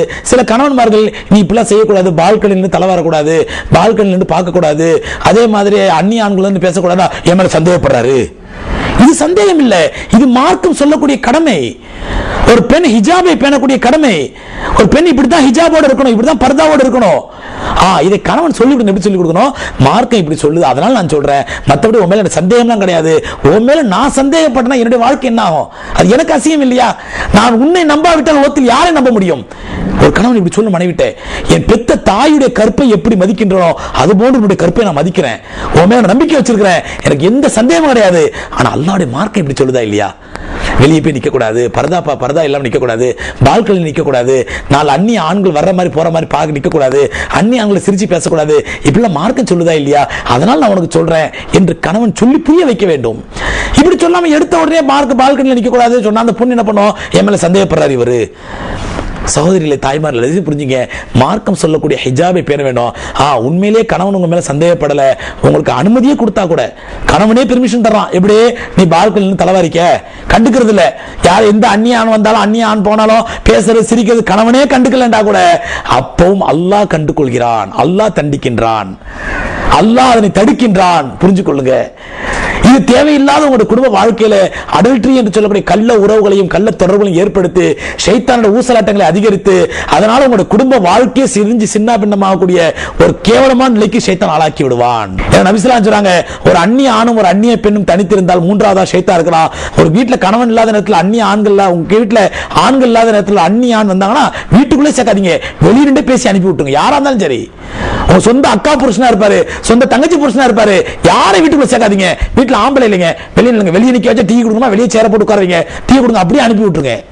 கணவன் இருக்கும்போது வாங்க, எங்க வீட்டு கணவன் இருக்கும் பொழுது. அந்நிய ஆண்கள் என்னுடைய கணவன் இருக்க இடத்துல வரக்கூடாது என்பதில் நீங்க உறுதியா இருங்க, ஸ்ட்ரிக்டா இருங்க. இது ஒரு பெண்ணுக்கு மார்க்கம் சற்று கற்றுத்தரக்கூடிய முறை. இதெல்லாம் உங்களுடைய கணவனுக்கு உங்கள் மீது அன்பையும் மரியாதையும் அதிகரிக்கும். அடுத்து குடும்ப வாழ்க்கைன்னு வரும் பொழுது, ஒரு குடும்பத்துல மச்சின, கணவனுடைய தம்பி, கணவனுடைய அண்ணன், இவங்களோட ஒரு பெண் எப்படி பழகணும்? சில குடும்பங்கள் என்ன ஆகுதுன்னா, அண்ணி தான் வந்து மச்சனுக்கு சோறு போடணும், அண்ணி தான் மச்சானுக்கு சோறு போடணும். ஏன்னா குடும்ப கூட்டு குடும்பம், நாங்க அப்படிதான் இருக்கணும், அவசியம் இல்லை, போடக்கூடாது. ஒரு அண்ணி தன்னுடைய மச்சனுக்கும் மச்சானுக்கும் வந்து சோறு போடக்கூடாது, சோறு பரிமாறக்கூடாது, அவரோட பாச பழகக்கூடாது, சிரிக்க கூடாது, அவங்க கண் எதிரிலே முழிக்க கூடாது. இதை கணவன் கற்றுக் கொடுக்க வேண்டும், கணவன் தன் மனைவி சொல்லித்தர வேண்டும். என்ன ரசூலுல்லாஹி ஸல்லல்லாஹு அலைஹி வஸல்லம் ஒரு சஹாபி பெண்மணி வந்து, யா ரசூலல்லாஹ், நீங்க அந்நிய ஆண்கள்ட்ட பர்தாவா இருக்க சொல்றீங்க, ஆனா என்னுடைய குடும்பம் கூட்டு குடும்பம், அங்க என் கணவனுடைய உறவினர்களும் இருக்கிறாங்க, நான் அவங்களோட எப்படி நடந்துக்கிறது? அவங்க பரவாயில்லை தானே? ரசூலுல்லாஹ் சொன்னாங்க, ஹமூக்கி மௌத்தும், உன்னுடைய கணவனின் சகோதரர்கள் தான் உன்னுடைய மௌத்து, உனக்கு அழிவு. உன்னோட முதல் அழிவு உனக்கு எங்கிருந்து ஆரம்பிக்கணும்? உன் மச்சினன் மச்சான் ஆரம்பிக்கும். ஆகவே கணவனுடைய சகோதரர்களிடத்தில் ஒரு பெண் மிக மிக பேணுதலா இருக்க வேண்டும். அவங்க முகத்தில் முடிக்க கூடாது, அவங்க எதிரில் நிற்க கூடாது. கூட்டு குடும்பமா இருந்தாலும் பரவாயில்லை, அவங்க வந்துட்டாங்களா நீங்க போயிடணும். மாமியார் சோறு பரிமாறட்டும், இல்ல வீட்டுல மாமியார் இல்லையா, நீங்க சாப்பாடை வச்சுட்டு நீங்க வேற ஏதாவது உங்களை போய் உட்கார்ந்துடணும். ஒரு அந்நிய ஆணிடத்தில் எப்படி பழக வேண்டுமோ அப்படித்தான் கணவனுடைய சகோதரத்தில் ஒரு பெண் பழக வேண்டும். கூட்டு குடும்பமா இருக்கலாமா, தனி குடும்பமா இருக்கிறது சிறந்ததா? கூட்டு குடும்பமா இருப்பதை பற்றி மார்க்கம் எந்த தடை விதிக்கல. இந்த மாதிரி பர்தாவோட ஹிஜாபோட முறையா இருப்பதா இருந்தால் கூட்டு குடும்பம் தவறே கிடையாது. ஆனால் இந்த கூட்டு குடும்பத்தில் அப்படிலாம் இருக்க முடியல, அதனால வந்து நிறைய மனக்குழப்பங்கள் ஏற்படுது, அதனால தனி குடித்தனம் போகலாம் என்று ஒரு பெண் விரும்பினால் அது அவளுடைய ரைட்ஸ் ஆஃப் பிரைவசி. ஒரு கணவனோடு தான் தனித்து இருக்க வேண்டும் என்று ஒரு பெண் விரும்புவது அவருடைய உரிமை. அதனால தனியா போன நல்லதுன்னு சொன்னா பெற்றோர்களே பார்த்து அவர்களை சந்தோஷமா தனி வீடு பார்த்து வச்சிடணும். இருந்தா இந்த கூட்டு குடும்பத்தில் இருக்கணும், இல்ல இந்த வீட்டிலே வாழக்கூடாது, வெளியே போ என்று துரத்துவது எவ்வளவு பெரிய அநியாயம் இது. ஆகவே சகோதரர்களே, இதெல்லாம் இஸ்லாம் கற்றுத்தரக்கூடிய முறைகள். இந்த முறைகளை புரிந்து உங்களுடைய இல்லற வாழ்க்கையை அமைத்துக் கொள்வதனால் இன்ஷா அல்லாஹ் நிச்சயமா இல்லறமே நல்லறமாக அமைவதில்லை, எந்த விதமான சந்தேகமும் இல்லை. அடுத்து கூட்டு குடும்ப வாழ்க்கையில வரும்பொழுது அங்க வந்து ஷரியத்துல வந்து நம்ம வந்து மார்க்கம் சொன்ன வழிமுறைகளை புரிந்து நடந்து கொள்வது நல்லது. ஏன்னு சொன்னா நடைமுறையிலும் சில வழக்கங்கள் இருக்கலாம், மார்க்கத்தில் உள்ளது நடைமுறைக்கு எதிரானதா இருக்கும். இப்ப நீங்க நடைமுறையை ஃபாலோ பண்றதா மார்க்கத்தை ஃபாலோ பண்றதா? மார்க்கத்தை தான் ஃபாலோ பண்ணுமே தவிர நடைமுறை ஃபாலோ பண்ணணும் அவசியம் கிடையாது. உதாரணம் நடைமுறை இருக்குது, ஒரு மச்சான் மச்சின மனைவி, மனைவி மச்சின மாதிரி குழந்தை மாதிரி இவங்களோட பழகுது, இதெல்லாம் நடைமுறையில் உள்ளது, சாதாரணமா சொல்லப்படுவது. அதே மாதிரி மச்சான் வந்து குழந்தையோட பழகுது, மனைவியோட தங்கச்சியோட பழகுறது, மனைவியோட தங்கச்சி வந்து மச்சான் வந்து கிண்டல் பண்றது, கேலி பண்றது, இதெல்லாம் நடைமுறையில் உள்ளது. இந்த நடைமுறையை ஒதுக்கிவிட்டு மார்க்கம் இதை அனுமதிக்கின்றதா? மார்க்கத்தில் சரியானதா? அப்ப மார்க்கத்தை தான் முக்கியத்துவம் முன்னிலைப்படுத்தி பார்க்கணும் தெரியல இல்லையா? இதுதான் நடைமுறையில் உள்ள பழக்கம் தானே. நடைமுறையில் பழக்கம் 1000 பழக்கங்கள் இருக்கும், அது நமக்கு முக்கியம் கிடையாது. அல்லாஹ்வுடைய மார்க்கம் இதை அனுமதிக்கிறதா அப்படிங்கறத பாக்குறோம். அந்த அடிப்படையில் தான் குடும்ப வாழ்க்கை, கூட்டு குடும்ப வாழ்க்கைன்னு பார்க்கும் பொழுது மார்க்கம் சொல்லக்கூடிய விஷயம் என்னன்னா, ஒரு மருமகள், ஒரு கூட்டு குடும்பத்தில் இருக்கக்கூடிய மருமகள் தன்னுடைய கணவனை கவனிக்க வேண்டும், கணவனுக்கு தேவை வேண்டிய பணிவிடைகளை செய்ய வேண்டும், கணவனை திருப்திப்படுத்த வேண்டும், கணவனை சந்தோஷமா வைத்துக் கொள்ள வேண்டும். கணவனுடைய திருப்தியில் தான் அல்லாஹ்வுடைய திருப்தி இருக்கிறது என்பதை ஒரு மருமகள் புரிந்து, மனைவி புரிந்து கணவனுக்கு பணிவிடை செய்ய வேண்டும். அதே நேரத்தில் நேரத்தில் அவளே ஒரு மருமகளாக இருந்து மாமனார் மாமியாருக்கு பணிவிடை செய்வது, மாமியாரை தன்னுடைய தாயை போன்றும் மாமனாரை தன்னுடைய தந்தையை போன்றும் அவள் பாவித்துக் கொள்ள வேண்டும். அவள் தன்னால் முடிச்ச சின்ன சின்ன உதவிகள் கிருமத்தில் செய்யணும், அன்பா நடக்கணும். வாஸ்தவம் தான். இது எப்போ அவங்களுக்குள்ள ஒற்றுமை சந்தோஷமா இருக்கும் பட்சத்தில் அவர்களுக்கு ஏதாவது மனக்கசப்பு ஏற்பட்டு விட்டால், மாமியாருக்கும் மருமகனுக்கும் ஒத்து வரல, மாமியாருக்கு மருமகனும் செட் ஆகல, அடிக்கடி மனக்கசப்பு வருது, பிரச்சனை வருது அப்படிங்கிற பட்சத்துல ஒரு கணவன் என்ன பண்ணணும் சொன்னா, இதுல மாட்டிட்டு முடிக்கிறது யாருந்தா, மாமியாருக்கு மருமகளுக்கு பிரச்சனை வரும்பொழுது மாட்டிட்டு முடிக்கிறது இந்த பையன் தான், மணமான் தான், கணவன் தான். மனைவிக்கு சப்போர்ட் பண்றதா, தாய்க்கு சப்போர்ட் பண்றதா தெரிய மாட்டேங்குது அவனுக்கு. எந்த விஷயத்தை யாருக்கு பிரியாரிட்டி கொடுக்கணும்? என் அம்மா அப்பா ஹிதமத் செய்யணும், அம்மா அப்பாவுக்கு ஹிதமத் செய்வது உன் மீது கடமை. ஆனால் உன்னை நம்பி வந்துள்ள பெண்ணையும் திருப்திப்படுத்துவது கடமை. அதான் ஆரம்பத்தில் சொன்னேன், ஒரு ரைட்ஸ் ஆஃப் பிரைவசி, தன் தனித்திருக்கும் உரிமை என்பது ஒரு பெண்ணுக்கு சரியத் கொடுத்த உரிமை. ஆகவே கணவன் மாமனார் மாமியாரோட ஒத்து வரல, தனியா இருக்கலாம் என்று அவள் விரும்பினால் அவளை சொல்லி அட்வைஸ் பண்ணி சமாதானப்படுத்தி அம்மாவுக்கு மருமகளுக்கு மாமியாருக்கு மருமகள் பிரச்சனை தீர்த்து ஒன்னா இருக்க முடிஞ்சா ஒன்னா வைக்கலாம். இல்லை என்றால் மனைவியை தனியாக வைப்பது ஒரு கணவன் மீது கடமை. அவரோட அதே அம்மா அப்பா விட்டுக்கூடாது. அம்மா அப்பா விட்டு அம்மா பொண்டாட்டி பேச்சு கேட்டு போயிட்டான் அப்படி அல்ல, மனைவியை தனியா வைத்து அவளுக்கு செய்ய வேண்டிய கடமை செய்யணும். அதே நேரத்தில் தினந்தோறும் தாய் தாப்பனது பார்க்கணும், அவங்களுக்கு செய்ய வேண்டிய பொருளாதார ரீதியான உதவிகளோ உடல் ரீதியான உதவிகளோ அவங்களுக்கு ஹெல்ப் பண்ணணும். ஒரேடியாக மனைவி பேச்சை கேட்டு தாய் தாப்பனை கட் பண்ணிட்டு போறதும் பெரும் பாவம். அதே நேரத்தில் எனக்கு தாய் தாப்பனம் முக்கியம், எங்க அம்மா அப்பா இருந்தாலும் அப்படின்னு ஒரு பெண்ணை வற்புறுத்துறது அதுவும் பெரிய தவறு. அதனால முதல்ல கணவன்மார்கள் எந்த விஷயத்துல யாருக்கு பிரியாரிட்டி கொடுக்கணும் அப்படிங்கறத முதல்ல தெரிஞ்சுக்கணும். ரெண்டாவது, ஒரு ஆண் மகனை பொறுத்தவரையிலே அவனுடைய பெற்றோருக்கு பணிவிடை செய்வது அவனுடைய கடமை. இவன் தான் செய்யும் பெற்றோர் பணிவிடை. தன்னுடைய மனைவியை பெற்றோருக்கு பணிவிடை செய்ய வற்புறுத்தக்கூடாது, வலியுறுத்தக்கூடாது. ஒரு பெண் சந்தோஷமா மாமனார் மாமியார் ஹிதமத் செய்யறாளா, ஓகே. அவளால முடியலங்கிற பட்சத்துல செய்ய மாட்டேன் என்று சொல்ல பட்சத்துல அட்வைஸ் பண்ணி அன்பா சொல்லி பணிவிடை செய்ய வைக்காம தவிர எங்க அம்மா அப்பா நீ பணிவிடை செஞ்சு ஆகணும் அப்படின்னு வற்புறுத்து மாறுறதுக்கு அனுமதி கிடையாது. ஆகவே இந்த விஷயங்கள் எல்லாம் ஒரு கணவன் புரிந்து கொள்ள வேண்டும். அதே நேரத்தில் மாமியார் மாமனார் இருக்கவங்க நமக்கு வீட்டுக்கு வந்த மருமகள் நம்முடைய மகள மாதிரி அப்படின்னு நினைக்கிறோம். அவங்க பணிவிடை செய்யறாங்கன்னா அது வந்து நம்ம வயசான காலத்துல இவங்க பணிவிடை செய்யறாங்களே அவளுக்கு கடமையே கிடையாது. ஒரு மருமகள் வந்து மாமியாருக்கு பணிவிடை செய்யறது கடமையே கிடையாது. இருந்தாலும் நம்ம காலையில டீ போட்டு தரா, நமக்கு வேலைகளுக்கு கூட மன ஒத்தாசையா இருக்கிறா, அது வந்து அப்படின்னு சந்தோஷப்பட்டுமே தவிர அவ அது செய்ய மாட்டேங்கிறா, இது செய்ய மாட்டேங்கிறா, லொட்டு லொசுக்கு இல்லாத பொல்லாத எல்லாம் மகளிடத்துல சொல்லி கொடுத்து ரெண்டு பேருக்கு சண்டையை மூட்டிவிடுது. எந்த விதத்துல நியாயம்? பொண்டாட்டி அப்படி பண்ணா இப்படி பண்ணா அது செஞ்சா இது செஞ்சான்னு சொல்லி மூட்டி விடுறது. சகோதரர்கள் தயவு செஞ்சு மாமனார் மாமியார் புரிஞ்சுங்க. அது வந்து நீங்க வாழ்ந்து அனுபவிச்சு முடிச்சிட்டீங்க. இனி அந்த சிறு பிள்ளைகள் தான் வாழ வேண்டிய கட்டாயத்தில் இருக்கிறாங்க. அவங்க சந்தோஷமா வாழ்ந்தாலும் உங்களுக்கு சந்தோஷம். அவங்க ரெண்டு பேரும் சண்டை பிடிச்சிட்டு சரியத் கோர்ட்டு அது இது கேஸ் கீஸ் அழிஞ்சிருந்தாலும் உங்களுக்கு சந்தோஷமா திருப்தியா உங்களுக்கு நிம்மதியா? இது நியாயம். அதனால பெற்றோர்கள் மருமகள் சின்ன சின்ன தவறு இருந்தா கூட அதை கணவன் மறைக்கணும், தன்னுடைய மகன் மறைக்கணும். அதே நேரத்துல அவங்களுக்குள்ள மனக்கசம் வந்தா கூட பெற்றோர்கள் தலைவிட்டு தன்னுடைய மகனை கண்டிக்கிறேன், என்னடா அவன் நல்லதான வேலை செய்யற கண்டிக்கிறேன் என்று இவரை கண்டித்து ரெண்டு பேருக்கு அன்பை ஊட்டி வளர்த்து பார்க்கணும். ஏன்னா அவங்க சந்தோஷமா இருந்தாலும் உங்க சந்தோஷம். அதனால மாமனார் மாமியார்கள் வீட்டுக்கு வந்த மருமகளை மகளான நினைத்து அவருடைய சின்ன சின்ன தவறுகளையும் சொல்லி திருத்தலுமே தவிர அதை வந்து பெரிய ப்ராப்ளம் ஆக்கி பிரச்சனையாக்கி மகன் போட்டு கொடுத்து சொல்லி கொடுத்து அந்த குடும்பத்தை கெடுத்து நினைக்க கூடாது. அதே மாதிரி மருமகளும் மாமியார் மாமனார் தன்னோட சொந்த தாய் தகப்பு மாதிரி நினைச்சு அன்போடு பரிவோடு பாசத்தோட ஒரு கால் மாமியார் தம்மீது கோபமா இருந்தா கூட தன்னுடைய அன்பான அந்த கோபத்தை மாத்தணும். ரெண்டாவது, எல்லாத்துக்கும் பெரிய முசீபத்து காரணம் சொன்னா இந்த டிவியில் வரக்கூடிய சீரியல்கள், பெரும்பாலான சீரியல்கள் மாமியார் மருமகள் சண்டை. மாமியார் மருமகள் விஷம் வச்சு கொடுறதுக்கு முயற்சி பண்ணுவா, மருமகள் மாமியாரை கொள்றதுக்கு ஏதாவது ரவுடி டிவி சொல்லுவா, ஐடியா கேட்பா, கூலிப்படைய வைப்பா. இதெல்லாம் பார்க்கும் பொழுது ஒரு மாமியார் உள்ளத்தை பதிகிறது. எந்த மருமகளா இருந்தாலும் அயோக்கியதான், மோசமானவதான், அவ கெட்டவதான். அதே மாதிரி மருமகள் உள்ளத்தில் பதியுது, எந்த மாமியாரா இருந்தாலும் கெட்டவதான். ஏன்னா சைக்காலஜி சைக்காட்ரிஸ்ட் டாக்டர் சொல்றாங்க, நீ ஒரே காட்சியை திரும்ப திரும்ப திரும்ப திரும்ப பார்க்கும் பொழுது அது உங்க உள்ளத்தில் தானா பதியும். உங்களை அறியாமலேயே உங்களுக்கு மாற்றம் ஏற்பட்டுவிடும். நீ நம்ப ஆரம்பிச்சிருங்க அதை. ஆனா இந்த மோசமான டிவி சீரியல்களை பார்த்து பார்த்து பார்த்து அங்க பெரும்பாலும் மாமியார் மாமனார் பிரச்சனை, மாமியார் மருமகள் பிரச்சனை, மாமனார் மருமகளோட அடல்ட்ரி, அது மாமியாரோட அடல்ட்ரி, தப்பான கண்ட உறவுகள், கெட்ட தொடர்புகள், அதே நேரத்தில் விஷம் வச்சு கொள்றது, அவளை கொலை பண்றது, இந்த மாதிரி அசிங்கங்களையே டிவியில பாக்குறதுனால குடும்ப வாழ்க்கையில பாதிப்பு ஏற்படுத்துது. அதனால தயவு செஞ்சு புரிஞ்சுங்க, இதெல்லாம் ஓரம் தூக்கி வைத்து விட்டு அல்லாஹ்வுடைய மார்க்கம் சொல்லும்படி உங்களுடைய வாழ்க்கையை அமைச்சு கொள்ளணும். ரெண்டாவது இன்னொரு பெரிய முசீபத் என்னன்னு சொன்னீங்கன்னா, எங்களுடைய ஷரியத் கோட்ட அனுபவத்தில் நாங்க பார்த்த வரைக்கும் நிறைய குழப்பம். மாமியார் மருமகள் பிரச்சனையை விட மாமியார் மருமகன் பிரச்சனை ரொம்ப அதிகம். என்னன்னு சொன்னா, இந்த பெண்ணை பெற்றவர் இருக்கா பாருங்க, பெண்ணை பெற்றவர் இந்த கணவனுடைய இந்த மாப்பிள்ளையுடைய மாமியார், இந்த மாமியார் தான் பல நேரங்களில் இந்த மாப்பிள்ளைக்கு வெளியே வந்து நிற்கிறான்.